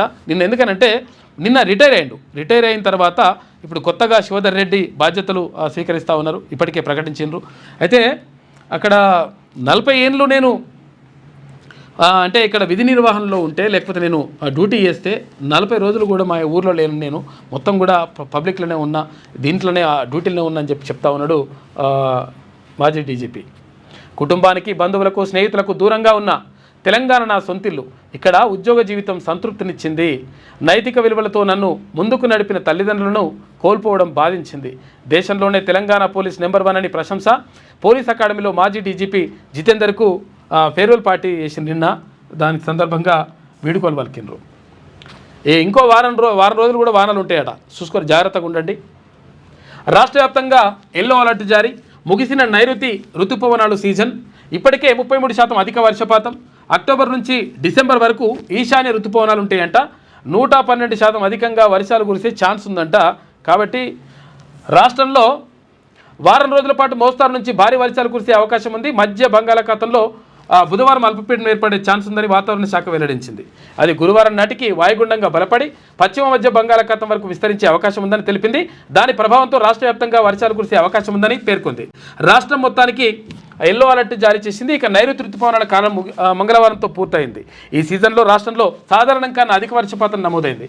నైరుతి ఋతుపవనాల కాలంలో జూన్ నుంచి సెప్టెంబర్ వరకు సగటు వర్షపాతం 74.07 సెంటీమీటర్లు కాగా 98.83 సెంటీమీటర్ల వర్షపాతం రికార్డైంది. ఇది సాధారణం కన్నా 33% ఎక్కువ అయిందంట. 12 జిల్లాల్లో 100 సెంటీమీటర్లకు పైగా వర్షపాతం 100 సెంటీమీటర్లకు పైగా వర్షపాతం సగటు వర్షపాతం కంటే కొంచెం ఎక్కువనే నమోదైంది అని చెప్పేసి అంటున్నారు. ఇంకో వారం రోజులు వానలు ఉన్నాయట. మళ్ళీ ఈసారి జర ఎక్కువనే కొడుతున్నాయి వానలు. ఎముకల్లోనూ మైక్రో ప్లాస్టిక్ ఉందంట, చూసుకొని జాగ్రత్తగా ఉండండి. మొత్తం కూడా మనం తాగే వాటర్ బాటిల్ కానీ, తెచ్చే వాటర్ బాటిల్ కానీ, లేకపోతే అక్కడ టిఫిన్లు కానీ, లేకపోతే ఏది పప్పు డబ్బాలు కానీ, ఏవి అయినా సరే, తీసుకొచ్చే కూరగాయలు తీసుకొచ్చే కవర్ కానీ అన్నీ కూడా ప్లాస్టికే. దీంతో మొత్తం కూడా ఆ ప్లాస్టిక్ ఏదో రకంగా మనకు లోపలికి వెళ్ళిపోతుందంట. మైక్రో ప్లాస్టిక్ అంటే చిన్న చిన్న ప్లాస్టిక్ కణాలు లోపలికి వెళ్ళిపోతున్నాయి. అవి క్యాన్సర్ లాంటి ప్రమాదకరమైనటువంటి జబ్బులకు కారణమవుతున్నాయి అంట. కాబట్టి ప్లాస్టిక్ని వాడకం తగ్గించండి. చాలామంది అసలు యాక్చువల్గా గతంలో బిందెల్లో నీళ్ళు తెచ్చుకొని తాగుతుండే, బిందెల్లో ఇత్తడి బిందెలు ఉంటుండే, లేకపోతే స్టీల్ బిందెలు అనేది ఉంటుండే లాస్ట్కి, లేక బకెట్లు కూడా ఇత్తడి బకెట్లు ఉంటుండే, ఇట్లా రకరకాలుగా ఉంటుండే. అవన్నీ కూడా మొత్తం మానేసిండ్రు. తర్వాత ఇప్పుడు మొత్తం కూడా ప్లాస్టిక్ డబ్బాలే. తర్వాత ఇవి ఏమున్నా కానీ ఫిల్టర్ ఏమున్నా కానీ ప్లాస్టిక్ డబ్బాలతోనే చేస్తున్నారు. దీంతో మొత్తం కూడా ప్లాస్టిక్ లోపలికి చేరిపోవడం వల్ల అంటే ప్రాణాంతకమైనటువంటి వ్యాధులకు కారణమవుతుందంట అని చెప్పేసి పరిశోధనలు చెప్తా ఉన్నాయి. ఇక బోన్ మ్యారోలో తొలిసారి గుర్తించిన బ్రెజిల్ సైంటిస్టులు. బోన్ మ్యారో ఉంటుంది, వ్యాధికి ఇదే కారణం అవుతుందంట. తినే తిండి, తాగే నీరు, పీల్చే గాలి ద్వారా మనిషి శరీరంలోకి పోతుంది ఈ ప్లాస్టిక్. ఇక పేగుల నుంచి బ్లడ్ ద్వారా అంటే రక్తం ద్వారా ఎముకల మధ్యలోకి చేరుతున్న సూక్ష్మ ప్లాస్టిక్ కణాలు, 5 మిల్లీమీటర్ల కన్నా తక్కువ సైజ్ ప్లాస్టిక్ కణాలు ఆనవాళ్ళు గుర్తించినట. మైక్రో ప్లాస్టిక్స్తో పటుత్వం కోల్పోతున్న ఎముకలు, బోన్ రీగ్రోత్ లోపాలు, కీళ్ళ వ్యాధులు, రక్తహీనత ముప్పు పెరుగుదలనంట. రకరకాల వ్యాధులకు కారణమవుతుందంట ఈ ప్లాస్టిక్. కొంతవరకు తగ్గించండి, ఏమాత్రం వీలున్నా కానీ తగ్గించండి. మ్యాక్సిమం ప్లాస్టిక్ వాడకుండా ప్రయత్నం చేయండి. కాకపోతే ప్లాస్టిక్ లేకుండా ఇప్పుడు బతుకు లేకుండా అయిపోయింది. ఇక్కడ ఫోన్ లేకుంటే ఎట్లా అయిందో అది అట్లా అయిపోతుంది. ఇక రామగుండం ఫ్యాక్టరీలో ఇవాళ నుంచి యూరియా ఉత్పత్తి అంట. హెచ్టీఆర్ మిషన్లో లీకేజీలతో 48 రోజులు షట్ డౌన్ అయింది. ఈ షట్ డౌన్ కావడంతో ఏమైందంటే మన దగ్గరనే ఎరువుల ఫ్యాక్టరీ ఉంది, కానీ మన దగ్గరనే యూరియా కొరతతోటి చాలా అల్లాడిపోయినరు రైతులు. అక్కడ కేంద్ర ప్రభుత్వం, ఇక్కడ రాష్ట్ర ప్రభుత్వం ఆడినటువంటి ఆ నాటకమా లేకపోతే నిజంగా చేసినరా ఏం జరిగిందో తెలియదు, కానీ మొత్తం మీద రైతులు నష్టపోయింది. ఇక్కడ రిపేర్లు పూర్తి చేసిన డెన్మార్క్ కంపెనీ ఎల్ఎన్టీ సంస్థనంట మొత్తం మీద మళ్ళీ స్టార్ట్ అయిందంట. ఇది వెలుగులో ఉన్నటువంటి ప్రధాన కథనాలు. అయితే ఒకసారి ఆంధ్రజ్యోతి చూద్దాం. ఆంధ్ర యువతిపై తమిళ కాకీల అత్యాచారం. ప్రముఖ పుణ్యక్షేత్రం అరుణాచలంలో దారుణం. చూసుకో, చాలామంది అరుణాచలం పోతున్నారు. అసలు యాక్చువల్గా అరుణాచలం కంటే ఇంకా శ్రీశైలం మంచిదని చెప్పేసి కొంతమంది చెప్తున్నారు, ఎవరు ఆధ్యాత్మికవేత్తలు. కానీ మనం ఏంటంటే దూరం కొండలు నునుపు ఉంటాయి కాబట్టి అట్లా అరుణాచలం పోవాలి అట్లా అని చెప్పేసి చాలామంది ఇట్లా వెళ్తూ ఉన్నారు. గిరి ప్రదక్షిణ చేస్తే మంచిగా అవుతుందని చెప్తే మరి అయితే మంచిగా అయిందో ఏమైందో తెలియదు, కానీ సరే ఎవరి ఏది నమ్మకాలు వాళ్ళకు ఉంటాయి. కాకపోతే ఏంటంటే మన దగ్గరలో ఉన్నదాన్ని మనము గుర్తించము, కొంచెం దూరం ఉంటే మనకు మంచిగా అనిపిస్తుంది. ప్రముఖ పుణ్యక్షేత్రం అరుణాచలంలో దారుణం. దర్శనానికి వెళ్తున్న అక్కా చెల్లెలను వాహనంలో నుంచి దింపి బైక్పై తీసుకెళ్లిన 2 కానిస్టేబుల్ అట. అక్కను బెదిరించి చెల్లెపై అత్యాచారం. నిందితులను సురేష్ రాజుని అరెస్ట్ చేసిరట. రిమాండ్ విధించిన స్థానిక కోర్టు అని చెప్పేసి అంటా ఉన్నారు. ఈ కొడుకులు నిజంగా మొత్తం ముక్కలు నరికి చంపాలని అప్మలు ఆధ్యాత్మిక కేంద్రం అని చెప్పేసి ఆడిపోతే ఈ లంగా కొడుకులు ఇదేం కథ ఇది? వాళ్ళని అప్పటికప్పుడు చంపేసిన పాపం లేదు వాళ్ళని. ఇక సాధారణం 740 మిల్లీమీటర్లు, నైరుతిలోనే 988 మిల్లీమీటర్లు అంట దంచి కొట్టిన వానలు. 4 నెలల్లోనే వార్షిక సగటు కన్నా ఎక్కువ వర్షపాతం నమోదైంది. ఏడాది సాధారణ వర్షపాతం 923 మిల్లీమీటర్లు. ఇంకా నిష్క్రమించని ఋతుపవనాలు 2 వారాల్లో తిరోగమిస్తాయని చెప్పేసి శాస్త్రవేత్తలు చెప్తున్నారు. బంగాళాఖాతంలో వాయుగుండం. ఇవాళ రేపు రాష్ట్రంలో తేలికపాటి వర్షాలు ఉంటాయంట. జల విద్యుత్ ఉత్పత్తిలోనూ రికార్డులు. ఇక 2 నెలల్లో 4062 మిలియన్ యూనిట్లు. సాగర్లో ఏడాది లక్ష్యం ఇప్పటికే చేరిక అని చెప్పేసి వానలు జర బాగానే కొట్టినాయి ఈసారి. ఇక సీటుకు 3 అట. ఏది జెడ్పీటీసీ స్థానాలకు, ఏది కాంగ్రెస్ పార్టీ పంపిమని చెప్తున్నది ముఖ్యమంత్రి చెప్తున్నాడు ఆ విషయంలో. ఇక ట్యాంక్ బండ్, హైదరాబాద్లో ట్యాంక్ బండ్ వద్ద బతుకమ్మ సంబరాలకు నిన్న మొత్తం కూడా చేసిండు అక్కడ భారీగా. సీటుకు 3 జెడ్పీటీసీ అభ్యర్థుల ప్రాథమిక జాబితా సిద్ధం చేయండి. ఆశావహుల గుణగణాలు పరపతిని పరిశీలించండి. పరపతి అంటే పైసలు అమ్మరు ఏందో వరుస చూడాలి, లేకపోతే వాళ్ళకు ఉన్నటువంటి పేరు ప్రతిష్టలు. 5వ తేదీ కల్లా టీపీసీసీకి జాబితాలు పంపండి. అర్హులైన అభ్యర్థులను పీసీసీ ఎంపిక చేస్తుంది. స్థానిక ఎన్నికల్లో గెలిపే లక్ష్యంగా పనిచేయండి. వీడియో కాన్ఫరెన్స్లో ఇన్ఛార్జ్ మంత్రులకు ముఖ్యమంత్రి రేవంత్ రెడ్డి దిశానిర్దేశం. జనాభా ప్రాతిపదికన కంప్యూటర్ల కంట్రోల్లో రిజర్వేషన్ల ఖరారు. ఇక కొడంగల్ నుంచి ఫిర్యాదులు వచ్చాయి. ఆ విషయంలో ఏం చేయలేమని వ్యాఖ్య. ఇక ఎంపీటీసీ అభ్యర్థుల ఎంపిక డీసీసీ స్థాయిలోనే ఉందంట. ఇప్పుడు చాలా చోట్ల బీసీలు లేని ఊర్లలో బీసీలు రిజర్వేషన్లు వచ్చినాయి. ఎస్సీ ఎస్టీలు లేని ఊర్లలో ఎస్సీ ఎస్టీలకు రిజర్వేషన్లు వచ్చినాయి. వాళ్ళు మనుషులే లేకపోతే రిజర్వేషన్లో పోస్తే మరి ఎవరు ఉండాలి? ఇప్పుడు ఇదేది అమరాబాదుకు సంబంధించి ఆ చుట్టుపక్కల ఏరియాలలో కొన్ని 5 గ్రామాలు ఉన్నాయంట. 5 గ్రామాలలో అవి ఏంది ఐటీడీఓ పరిధిలోకి వస్తాయి. ఈ ఐటీడీఓ పరిధిలోకి అంటే ఏంది, ఇక్కడ వాటికి ప్రత్యేకంగా ఎస్టీ రిజర్వేషన్ కేటాయించిండ్రు. అయితే ఎస్టీ రిజర్వేషన్ కేటాయిస్తే అయితే ఆ ఊర్లల్లో ఒక్కరు ఎస్టీ కూడా లేరట. ఇప్పుడు ఒక ఊర్లో అయితే 20 సంవత్సరాల నుంచి ఎస్టీ రిజర్వేషన్ కొనసాగుతుంది అక్కడ, కానీ ఒక్క ఎస్టీ కూడా అక్కడ లేరు. కాబట్టి సర్పంచ్ ఎన్నికలు లేవాడా, సర్పంచ్ ఎన్నికనే లేదు 20 ఏళ్ళ నుంచి. ఇప్పుడు ఇందాక కొంతమంది చాలా ఫోన్ చేస్తూ ఉన్నారు ఎక్కడెక్కడ ఏమేమి జరుగుతుంది అనేది. ఏది ఇక్కడ ఇప్పుడు ఇక్కడనే అమరాబాద్ దగ్గర. అయితే తర్వాత 20 ఏళ్ళ నుంచి సర్పంచ్ లేడు. కేవలం అక్కడ ఎన్నికలు జరిగేది ఏంటంటే వార్డు మెంబర్లకి ఎన్నికలు జరుగుతాయి. ఏమనంటే ఇప్పుడు ఏమైందంటే ఆ ఊర్లల్లో ఎస్టీలు లేరు, కానీ అది ఐటీడీఏ ప్రాంతంలో ఉందని చెప్పేసి అందులోకి వస్తుంది అని చెప్పేసి వాళ్ళు చెప్పి అక్కడ ఎస్టీ రిజర్వేషన్ అమలు చేస్తూ ఉన్నారు. మరి ఎట్లా పరిస్థితి? సర్పంచే లేడు. కాబట్టి ఇట్లా చాలా ఊర్లల్లో బీసీలు లేని చోట్ల బీసీలు, ఎస్సీలు లేని చోట ఎస్సీలకు, ఎస్టీలు లేని చోట ఎస్టీలకు ఇట్లా రిజర్వేషన్లు ఇస్తూ ఉన్నారు. దీంతో ఏమవుతుంది కథ, అక్కడ సర్పంచ్ లేని పరిస్థితులు ఏర్పడుతున్నాయి. కాబట్టి ఒకసారి చూసుకొని చేసుకుంటే మంచిగా ఉంటుంది లెక్క. ఇదేం కథ నాయన, ఒకరే ఉంటారు, ఇద్దరే ఉంటారు, ఒకరే ఉన్నా కానీ అట్లా రిజర్వేషన్ వచ్చేస్తుంది అక్కడ. మరి అదేం కథను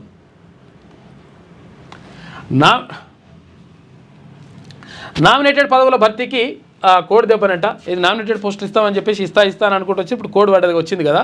ఇప్పుడు ఎంపీడీసీ, జెడ్పీడీసీ, తర్వాత సర్పంచ్ ఎన్నికలు అయిపోవాలి, మిగతా ఎన్నికలు అయిపోయేదాకా ఈ నామినేటెడ్ పోస్టులు ఏవైతుంటాయి వాటిని పెండింగ్ ఉంటాయి. నవంబర్ 11 దాకా అమల్లోకి ఎన్నికల నియమావళి కోడ్ ఉన్నది. ఆపై మున్సిపల్ ఎన్నికల కోడ్ వస్తుంది. మళ్ళా ఈ ఏడాదిలో పదవుల భర్తీ అనుమానకంగానే ఉంది. ఆశావాదులకు మరికొంతకాలం ఎదురు చూపులే. డీసీసీ అధ్యక్షుల నియామక ప్రక్రియ కూడా వాయిదా పడుతుందంట. ఏం చేయాలి వీళ్ళు, పని చేయాలి, కానీ వీళ్ళకి పదవులు మాత్రం వచ్చే అవకాశం లేదు ఇప్పుడు ఎవరికి, ఈ ఆశావాహులకు. ఇక హమాస్కు డెడ్లైన్. శాంతి ప్రణాళికపై 3-4 రోజుల్లో స్పందించాలి, లేదంటే వారి కథ విషాదాంతమే. అమెరికా అధ్యక్షుడు డొనాల్డ్ ట్రంప్ అంటుండు. గాజా శాంతి ప్రణాళికను స్వాగతించిన ప్రధాని మోడీ. ఇక 8 అరబ్ ముస్లిం దేశాలు కూడా దీన్ని స్వాగతిస్తున్నాయంట. అమెరికా అధ్యక్షుడు డొనాల్డ్ ట్రంప్ హమాస్కు డెడ్లైన్ విధించారు. తాను ప్రతిపాదించిన 20 సూత్రాల శాంతి ప్రణాళికపై స్పందించేందుకు హమాస్కు 3 నుంచి 4 రోజులు టైం ఇస్తామని చెప్పిండు. ఒకవేళ అప్పుడు స్పందించకపోతే మీ పని చేస్తామని చెప్పిండట ట్రంప్. చెప్పలేని భాషలో పాక్ స్టెడ్లింగ్ అంట, నా ఏకాగ్రతను దెబ్బతీసింది. పాకిస్తాన్ రకరకాల కథలు పడ్డదట. ఎన్ని కథలు పడ్డా కానీ ఏకాగ్రతను దెబ్బతీయాలని చూసినా కానీ నేను అట్లా మంచిగా ఆడినని చెప్తున్నాడు తిలక్ వర్మ. నేను ఆవేశపడి ఒక్క చెత్త షాట్ ఆడినా ఫలితం తారుమారయ్యే ముప్పు, అందుకే సంయమనం వహించా. తొలుత ఒత్తిడికి లోనైనా పట్టుదలగా ఆడా. 600 దేశాన్ని గెలిపించాలనుకున్నా. నా 2 T20 సెంచరీల కన్నా 69 పరుగులు మిన్నా అని చెప్పేసి అంటున్నాడు. పాకిస్తాన్ను ఓడించిన ఆనందాన్ని మాటల్లో వర్ణించలేను. దేశానికి T20 వరల్డ్ కప్ను అందించాలనేది నా కల. నేను ఆరాధించే కోహ్లీతో పోలికను గౌరవంగా భావిస్తున్నా. ఆయన అడుగుజాడల్లో నడుస్తా అని చెప్పేసి ఆంధ్రజ్యోతి తోటి తిలక్ వర్మ మాట్లాడినట్ట నిన్న ముఖ్యమంత్రిని కలిసిండు. రాష్ట్రంలో విదేశీ విద్య ఆఫ్లైన్ క్యాంపస్ల ఏర్పాటుకు 5 నుంచి 6 వర్సిటీలు ఆసక్తి వ్యక్తం చేస్తున్నాయంట. ఇప్పుడు విదేశీ విద్య అంటున్నారా, విదేశీ విద్యవి కొన్ని ఫేక్ యూనివర్సిటీలు కూడా వస్తున్నాయని చెప్పేసి ఇప్పటికే గతంలో ఉన్నత విద్యా మండలి చైర్మన్గా పనిచేసినటువంటి ప్రొఫెసర్ లింబాద్రి చెప్పిండ్రు. ఈ ఫేక్ యూనివర్సిటీలు వస్తున్నాయిరా నాయన, ఇప్పుడు దీనివల్ల జాగ్రత్తగా ఉండండి, అప్రమత్తంగా ఉండండి అని చెప్పేసి గతంలో ఉన్నత విద్యా మండలి చైర్మన్గా పనిచేసినటువంటి మా ప్రొఫెసర్ లింబాద్రి గారు చెప్పిండ్రు. కానీ ఇప్పుడు ఏం చేస్తారు, ఇప్పుడు విదేశీ విద్య పేరుతోటి ఫేక్ యూనివర్సిటీలా మరి ఈ యూనివర్సిటీలా ఏం తెలియకుండా ఇప్పుడు కొన్ని యూనివర్సిటీలకు అనుమతిస్తున్నట. మళ్ళీ అదేందో కథ. ఫేక్ గాలంతా మొత్తం రెడీ అయిపోతారు. మొత్తం ఆఫ్లైన్ క్యాంపస్ల ఏర్పాటుకు 5-6 యూనివర్సిటీల ఆసక్తి చెప్తున్నాయంట. అనుమతులు ఇతర అంశాలపై రాష్ట్ర ప్రభుత్వం దృష్టి పెట్టింది. కేంద్ర ప్రభుత్వంతోనూ సమాలోచనలు. లండన్లోని ప్రముఖ యూనివర్సిటీకి పైగా ప్యాలెస్ అంట లేదా నాక్ భవనాన్ని ఇచ్చే యోచనలో రాష్ట్ర సర్కారు ఉన్నది. 14 విదేశీ యూనివర్సిటీలకు యూజీసీ అనుమతి ఇచ్చేసిందట. ఇక 68.5 లక్షల ఓట్ల తొలగింపు. బీహార్లో ఓట్ల తుది జాబితా వెల్లడించారు, బయటపెట్టిరట. కొత్తగా 21.53 లక్షల ఓటర్ల నమోదు. మొత్తం ఓటర్ల సంఖ్య 7,42 లక్షలు ఉందంట బీహార్లో. ఇక జూబ్లీహిల్స్లో 3,99,000 మంది ఓటర్లు ఉన్నారంట. నియోజకవర్గ తుది ఓటర్ల జాబితా విడుదల చేసిండ్రు. పార్టీలతో జిల్లా ఎన్నికల అధికారి ఆర్వి కన్నన్ భేటీ అయిందట. ఇది ఆంధ్రజ్యోతిలో ఉన్నటువంటి ప్రధాన కథనాలు. అయితే ఒకసారి ఇక్కడ శనార్థి తెలంగాణ చూద్దాం. స్థానిక ఎన్నికలు కష్టమే, 42% రిజర్వేషన్లు జీవోనే కారణం. జీవోను హైకోర్టు కొట్టేసే అవకాశం ఉన్నది. ఇక ఎస్ఈసి షెడ్యూల్ రద్దుకు ఛాన్స్ ఉంది. రేవంత్కు ఈ వ్యవహారంపై ముందుగానే క్లారిటీ ఉన్నది.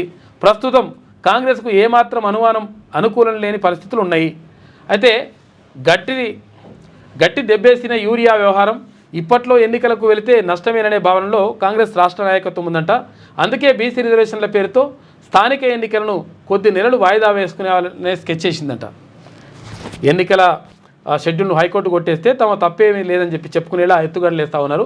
అయితే ఇప్పుడు స్థానిక ఎన్నికలు జరుగుతాయంటే నమ్మకం లేదు దొరా అంటున్నారట చాలామంది విశ్లేషకులు.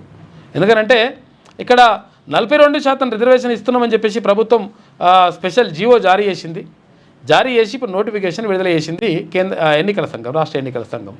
ఇప్పుడు విడుదల చేసింది మంచిగానే ఉన్నది, మరి పోతుందా, ముందు పడుతుందా అంటే ఈ 42% రిజర్వేషన్ కొట్టేసింది అనుకో హైకోర్టు అక్టోబర్ 8వ తారీఖు నాడు, మరి పరిస్థితి ఏడవుతుంది? కష్టమే అంటున్నారు.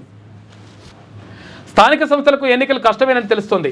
లోకల్ బాడీ ఎలక్షన్స్కు సంబంధించి సోమవారం రాష్ట్ర ఎన్నికల సంఘం షెడ్యూల్ను విడుదల చేసిన విషయం తెలిసిందే. అక్టోబర్ 9న ఎలక్షన్ ప్రక్రియ ప్రారంభమై నవంబర్ 8న ముగుస్తుందని ఎస్ఈసి తెలిపింది. ఇక బీసీలకు ఈ ఎన్నికల్లో 42% రిజర్వేషన్లు ఖరారు చేసింది. ప్రభుత్వం ఇచ్చిన జీవో నెంబర్ 9 ద్వారా రాష్ట్ర ఎన్నికల సంఘం బీసీలకు 42% రిజర్వేషన్లు కల్పించింది. అయితే ఈ జీవోనే ఇప్పుడు స్థానిక ఎన్నికలకు ప్రతిబంధకంగా మారనున్నట్లు కనిపిస్తుంది.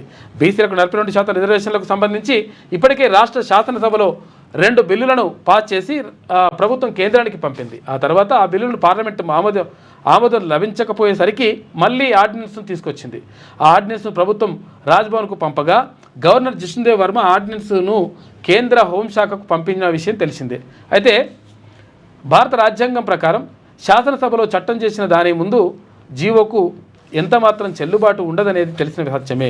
కానీ ముఖ్యమంత్రి రేవంత్ రెడ్డి మాత్రం ఇవేవీ తెలియని చిన్నపిల్లాడి మాదిరి అసెంబ్లీలో ఆమోదించిన బిల్లులు పక్కన పెట్టి పంచాయతీరాజ్ చట్టాన్ని కాదని బీసీలకు స్థానిక సంస్థలైన ఎంపీటీసీ, జెడ్పీటీసీ, సర్పంచ్ ఎన్నికల్లో 42% రిజర్వేషన్లు కల్పిస్తూ జీవో నెంబర్ 9ని జారీ చేయడమే విడ్డూరంగా ఉంది. ఏ రిజర్వేషన్ అయినా 50% లిమిట్ను దాటకూడదని సుప్రీంకోర్టు గత తీర్పులు స్పష్టంగా చెప్తున్నాయి. ఒకవేళ 50% మించి రిజర్వేషన్ కల్పించాలంటే దానికి సంబంధించి 9th షెడ్యూల్లో పెట్టాలి. కానీ ఇవేం జరగకుండా చేస్తున్నారు కాబట్టి ఇది మరి ముందర పడుతుందా కాదా అని చెప్పేసి ఒక క్వశ్చన్ మార్క్ తోటి వార్త రాసింది శనార్థి తెలంగాణ దినపత్రిక. గ్యారంటీలకు టాటా లంకె బిందెలకై వేట అని చెప్పేసి హరీష్ రావు అంటున్నాడు. అబద్ధపు హామీలతో నమ్మించి గొంతు కోసినరు, బాకీ కార్డును ప్రతి ఇంటికి పంపిణీ చేస్తాం, కాంగ్రెస్ మోసాలపై చర్చ జరగాలి మాజీ మంత్రి ఎమ్మెల్యే హరీష్ రావు అంటున్నాడు. బీఆర్ఎస్ బాకీలకు వడ్డీలు కడుతున్నామని చెప్పేసి ఇక్కడ మహేష్ కుమార్ గౌడ్ అంటుండు. స్కామ్లను డైవర్ట్ చేసేందుకే బాకీ కార్డు ప్రచారం, బీఆర్ఎస్కు బాకీ అనే పదం ఎత్తే అర్హత లేదు పిసిసి అధ్యక్షుడు మహేష్ కుమార్ గౌడ్ అంటున్నాడు. ఇద్దరు కొట్టుకున్నట్టు చేస్తున్నారు. ఇక ట్రంప్ టారిఫ్ల దాడి, ఇండియాపై వరుస సుంకాల విధింపు, ఇక భారత ఎగుమతులపై 50% టారిఫ్, సినిమాలు ఫార్మాపై 100% పన్నులు, ఇక H1B వీసా ఫీజు $1,00,000 పెంపు, కనీసం స్పందించిన కేంద్ర పాలకులు మౌనం ఎందుకని ప్రతిపక్షాలు నిలదీస్తూ ఉన్నాయి అని చెప్పేసి ఒక వార్త కనిపిస్తూ ఉంది అమెరికా గురించి. ఇక సరెండరా ముగింపు దశకు మావోయిస్టు ఉద్యమం, సాయుధ పోరాట విరమణకు మల్లోజుల పట్టు, అభయ్ నిర్ణయంతో విభేదిస్తున్న కేంద్ర కమిటీ, దూకుడును ప్రదర్శిస్తున్న భద్రతా దళాలు, ఇక చర్చలకు కేంద్ర ప్రభుత్వం విముఖత, కేంద్ర రాష్ట్ర కమిటీ సభ్యుల వ్యక్తిగత లొంగుబాటుకే ప్రాధాన్యత. ఇక కేంద్రం యొక్క ఈ ప్రకటనపైనే పార్టీల్లో విభేదాలు ఉన్నాయని చెప్పేసి అంటున్నారు. మొత్తం మీద సరెండరా సమాప్తమా అని చెప్పేసి ఒక వార్త కనిపిస్తూ ఉంది. మొత్తం మీద మావోయిస్టులకు సంబంధించి మరి మావోయిస్టులందరూ లొంగిపోతారా లేకపోతే ఉద్యమాన్ని కొనసాగిస్తారా అనే దాని వచ్చినప్పుడు ఉద్యమం కొనసాగించేటువంటి అవకాశం ఉందని చెప్పేసి తెలుస్తూ ఉంది. ఎందుకంటే ఇటువంటి పరిస్థితులు ఇందాక ఒక ఆయన చూసినావా ఆయన ఎస్పీకి లెటర్ పెట్టుకున్నట్ట, ఏమైంది నేను మావోయిస్టులో ఏరడానికి నాకు అవకాశం కల్పించండి అని చెప్పేసి. ఎందుకంటే పనులు అయితలేవు, కనీసం అక్కడ నాకు రావాల్సినటువంటి హక్కులు నాకు రావాల్సినటువంటి పైసలు కూడా ఇస్తలేరు నాయన అని చెప్పేసి ఆయన బాధపడతా ఉన్నాడు. చాలామంది చచ్చిపోయారట. కాబట్టి మరి ఇక ఏమవుతుందని చెప్పేసి దానిపైన ఒక ప్రత్యేక కథనం వేసింది శనార్థి దినపత్రిక. గౌరమ్మ మురిసేలా, బతుకమ్మ మెచ్చేలా, డీజే శబ్దం లేదు, చేతి చప్పట్లతో తాళం వేస్తూ సాంప్రదాయ నృత్యం చేస్తూ 11 గంటల పాటు సాగిన బతుకమ్మ వేడుకలు. చండ్రుపల్లి గ్రామ మహిళల ఆదర్శవంతమైన ప్రతిభ అని చెప్పేసి మంచిగా బతుకమ్మ ఆడుతురట. పాతకాలంలో ఎట్లయితే బతుకమ్మ ఇట్లా చప్పట్లతోటి తర్వాత వాళ్ళు సొంతంగా పాట పాడితే ఎట్లయితే చేస్తారో ఆ రీతిగా చేసిరట. సంతోషం. డీజేలు బీజేలు పెట్టలేరట. ఇక జూబ్లీస్ ఉప ఎన్నిక తుది ఓటర్ల జాబితాను విడుదల చేసిన ఎన్నికల అధికారి ఆర్వి కన్నన్. ఇక నియోజకవర్గంలో మొత్తం ఓటర్లు 3,98,982 మంది ఉన్నారట. సెగ్మెంట్ లిమిట్స్లో 407 పోలింగ్ కేంద్రాలు ఏర్పాటు చేస్తుందని చెప్పేసి జూబ్లీస్ ఎన్నికలకు సంబంధించి. ఫోన్ ట్యాపింగ్పై రివ్యూ చేస్తాం, అనంతరం చర్యలపై ఆలోచిస్తాం, డ్రగ్స్పై రౌడీ షీటర్లపై ఉక్కుపాదం మోపుతాం, ఈగల్ టీమును మరింత బలోపేతం చేస్తాం, ఆడపిల్లల జోలికి వస్తే చుక్కలు చూపిస్తాం, హైదరాబాద్ వీసీ సజ్జనార్ చెప్తున్నాడు. మొత్తం మీద మొన్నటిదాకా ఆర్టీసీ ఎండీగా ఉండే, ఆర్టీసీల మొత్తం రేట్లు బీట్లు అని బాగా పెంచి అట్లా మొత్తం కొంతవరకు సెట్ చేసి వచ్చిండు సజ్జనార్. ఇప్పుడు పోలీస్ కమిషనర్గా బాధ్యతలు చేపట్టిండు. ఫోన్ ట్యాపింగ్ కేసుపై రివ్యూ చేస్తానన్నారు, అనంతరం చర్యలపై ఆలోచిస్తామని Hyderabad city police commissioner VC Sajjanar అన్నారు. మంగళవారం వీసీ సజ్జనార్ హైదరాబాద్ సిపిగా బాధ్యతలు తీసుకున్నారు. అనంతరం మీడియాతో సజ్జనార్ మాట్లాడుతూ తనకున్న గత అనుభవంతో హైదరాబాద్ సిపిగా విజయవంతంగా బాధ్యతలు నిర్వహిస్తానని చెప్పేసి హామీ ఇచ్చిందట. నన్ను టార్గెట్ చేయండి, ప్రజలను ఇబ్బంది పెట్టొద్దు, కరూరు ఘటన తన గుండెను ముక్కలు చేసింది, తొక్కిసలాట సంఘటన నన్ను కలిచివేసింది, ప్రజలు ఎంతో ప్రేమతో నా మీటింగ్కు వచ్చారు, త్వరలోనే బాధిత కుటుంబాలను పరామర్శిస్తా, టీవీకే వ్యవస్థాపక అధ్యక్షుడు విజయ్ అంటున్నాడు. తొక్కిసలాట తర్వాత తొలిసారి వీడియో రిలీజ్ చేసిండు పాపం. అంటే అసలు యాక్చువల్గా అక్కడ జరిగింది మరి ఈ ప్రభుత్వ తప్పిదమా లేకపోతే వీలు చేసిందా లేకపోతే మొత్తం ఏమైనా జరిగిందో తెలియదు కానీ 41 మంది చనిపోయారు పాపం. అక్కడ కలుస్తా అంటుండు. 20 లక్షల రూపాయలు ఒక్కొక్క కుటుంబానికి పరిహారం ఇస్తున్నాడు. ఇక రైల్ టికెట్కు ఆధార్ తప్పనిసరి అంట. జనరల్ రిజర్వేషన్ టికెట్లకు ఆధారు అథెంటికేషన్ అంట. రైల్వే టికెట్ల బుకింగ్ వ్యవస్థలో పారదర్శకతకు నిర్ణయం. ఇక ఐఆర్సిటీసీ వెబ్సైటు మొబైల్ యాప్లలో వర్తింపంట. నేటి నుంచే మారనున్న రైల్వే రూల్స్ అంట. ఇక ఆధార్ కార్డు పెడతారట దానికి కూడా టికెట్ తీసుకోవాలంటే. గంజాయి ముఠా గుట్టురట్టు, సిమెంట్ బ్యాగుల మధ్యలో గంజాయి తరలింపు. అబ్దుల్లాపూర్ మెట్ వద్ద ముఠాను అరెస్ట్ చేసిన పోలీసులు. ముఠా నుంచి 6 కోట్ల రూపాయల విలువైన గంజాయి స్వాధీనం చేసుకున్నారు. ఎస్ఓటీ పోలీసుల అదుపులోకి కీలక నిందితులు ఉన్నారట. లంగలు తీసుకుపోయి కొయ్యాల కొడుకుల్ని. ఇక సీజనల్ కేసులు నమోదు రహిత నమోదరహిత రాష్ట్రంగా తీర్చిదిద్దాలని చెప్పేసి ఇక్కడ ఇటువంటి సీజనల్ వ్యాధులు ఉండొద్దు, అవి రాకుండా చూసుకోవాలని చెప్పేసి అన్నారంట. గంజాయి ముఠాకు సంబంధించి ఇక్కడ సిపి గారు ఉన్నారు, సుధీర్ బాబు. ఇది ఇక్కడ రాచకొండ సిపి సుధీర్ బాబు మంచి ఆఫీసర్. ఇక మారాల్సింది ప్రజలే, నాయకులు కాదు అని చెప్పేసి ఒక ప్రత్యేక వ్యాసం రాసిండు సకినాల సుధాకర్ పటేల్. ఎందుకంటే ప్రజల్లో మార్పు వచ్చినప్పుడు మాత్రమే నాయకుల్లో మార్పు వస్తుంది. ఇప్పుడు నాయకులు ఏమంటారు, వాళ్ళు ఎట్లకైనా ఏం చేయాలో అది చేసుకుంటూ పోతారు. మరి ప్రజల్లో మార్పు ఎట్లా రావాలి? ఓటు వేసేటప్పుడు మనోడోడు మందోడోడు చూసుకొని ఓటేయాలి. చూసుకొని ఓటేస్తే అప్పుడు లెక్క సెట్ అవుతుంది. అట్లా కాకుండా ఇష్టం వచ్చినట్టుగా పైసలకో లేకపోతే మందుకో బీర్ బాటిళ్ళకో దానికో దీనికో ఓటేసుకుంటూ పోతే ఉల్టా అవుతుంది కథ అంతా. కాబట్టి మనలో మార్పు రావాలి. ఇక నేటి మాట చూసుకుంటే సరైన సమయంలోనే తెలంగాణలో ఓ రాజకీయ పార్టీ ఆవిర్భవించింది. అగ్రవర్ణ పార్టీల గుత్తాధిపత్యాన్ని తిప్పుకొట్టేందుకే ఆ ప్రాంతీయ పార్టీ పురుడు పోసుకుంది. భవిష్యత్ రాజకీయాలను తారుమారు చేసేటట్టే కనిపిస్తుంది. బడుగు బలహీన వర్గాల ఊపిరై, అనగారిన జాతులకు గొంతై, సబ్బండ కులాలకు వేదికై తెలంగాణ రాజ్యాధికార పార్టీగా నామకరణం చేసుకుంది. నిజాలను నిక్కచ్చిగా మాట్లాడే ఓ వ్యక్తి, అధికారంలో ఉన్న ప్రభుత్వాలకు ముచ్చెమటలు పట్టిస్తున్న ఓ శక్తి, మాట తప్పని మడమ తిప్పని ఓ యువనేత రేపటి రాజకీయాల్లో క్రియాశీలకంగా వ్యవహరించనున్నాడు. పార్టీ అధ్యక్ష పదవిని తన భుజాలపై మోస్తూ అగ్రకుల నాయకుల కుట్రలను విప్పి చెప్పుతూ పరిపాలనా లోపాలను కండ్లకు కట్టినట్టు చూపిస్తున్న తీర్మాన్ మల్లన్న అనతి కాలంలోనే పార్టీని అధికారంలోకి తీసుకురాబోతున్నారని చెప్పేసి పెద్దపల్లి రాజన్న ఆశాభావంతో ఒక నేటి మాట రాసిండు. ఇక సైబర్ మోసానికి గురైన సుమారు 28 లక్షల నగదు రికవరీ చేసిరట. చాలా గ్రేట్ అసలు నిజంగా కూడా. స్థానిక సంస్థల ఎన్నికల సందిగ్ధతపై అక్టోబర్ 8న క్లారిటీ వస్తుందని చెప్పేసి సకినాల మన గంటా సోమన్న ప్రత్యేక వ్యాసం రాసిండు. ఇది శనార్థిలో ఉన్నటువంటి ప్రధాన కథనాలు. అయితే ఒకసారి పల్లవి యుద్ధం, ఇక తిలక్ భలే ఆడావని చెప్పేసి ముఖ్యమంత్రి అభినందించిండట. ఇక త్వరలో అన్నీ బయట పెడతా అని చెప్పేసి ఇక్కడ రఘునందన్ రావు అంటున్నాడు.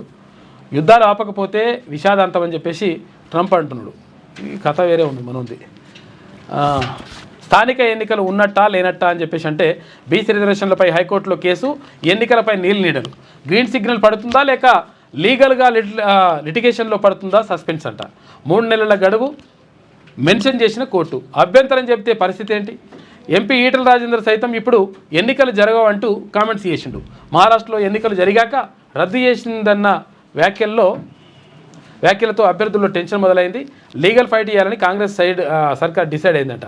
అక్టోబర్ 8 దాకా తప్పదని చెప్పేసి ఉత్కంఠ ఉంటుందని చెప్పేసి అంటా ఉన్నారు. మొత్తం మీద పైసలు అయితే ఖర్చు పెట్టుకోకూరి, ఎందుకంటే మరి గ్యారంటీ లేని పరిస్థితి ఉందంట. మహారాష్ట్రలో స్థానిక ఎన్నికలు జరిగాక కోర్టు రద్దు చేసిన సందర్భం కూడా ఉందంట పరిస్థితి. కాబట్టి ఏమైతుందని చెప్పేసి ఎట్లా జరగవచ్చు అని చెప్పేసి చాలా ఒక సందిగ్ధత ఉన్నది. రిజర్వేషన్లపై ఎలా ముందుకెళ్దాం? బీసీ రిజర్వేషన్లపై మంత్రుల భేటీ, పొన్నం ప్రభాకర్ నివాసంలో కీలక సమావేశం. 42% రిజర్వేషన్లు, ఎన్నికల్లో అనుసరించిన వ్యూహాలపైన చర్చించిందట మంత్రులు, నాయకులు. దసరాకు దావతులు ఇవ్వకండి, ఎన్నికలు ఇప్పుడే జరగవు, కోర్టు కొట్టేస్తే పరిస్థితి ఏంటి, డబ్బులు ఖర్చు చేసుకోకండి. బీజేపీ ఎంపీ ఈటల రాజేందర్ సంచలన కామెంట్స్ చేసిండు. ఇక గ్యారంటీలకు రేవంత్ రెడ్డి టాటా అని చెప్పేసి ఇక్కడ హరీష్ రావు అంటా ఉన్నాడు. భూములు అమ్ముతూ లంకె బిందెలు బాట పెట్టిండని చెప్పి భూములు అమ్ముతారని మీ మామ కూడా అమ్మితే నువ్వు కూడా ఉన్నావు కదా అప్పుడు. ఈ భూములు అమ్ముడేందో కథ. ఇది పల్లవిలో ఉన్నటువంటి ప్రధాన కథనాలు. అయితే ఒకసారి నమస్తే తెలంగాణ చూద్దాం. గోల్డ్ రేటు 1,20,000 అయిందట. తులం బంగారం 1,20,000 అయిందట. ఉద్యోగం ఇచ్చారా, వెంటనే రద్దు చేశారు. ఓ యువతికి డిఎస్పీగా నియామక పత్రం ఇచ్చిరట. ఒకే పోస్టుకు ఇద్దరికి అపాయింట్మెంట్ ఇచ్చి ఆర్డర్ ఇచ్చిరట. ఏది మన గ్రూప్ 1లా. చివరికి ఓ యువతి నుంచి ఆర్డర్ లెటర్ వెనక్కి తీసుకున్నారంట. గ్రూప్ 1 ఉద్యోగాల భర్తీలో వింత ఘటన. విషయం బయటపడకుండా పొక్కకుండా బెదిరింపులు చేసిరట. ఒకవేళ నువ్వు ఇట్లా అన్నావు అనుకొని ఉద్యోగమే రాకుంటే చేస్తామని చెప్పేసి బెదిరించిరట.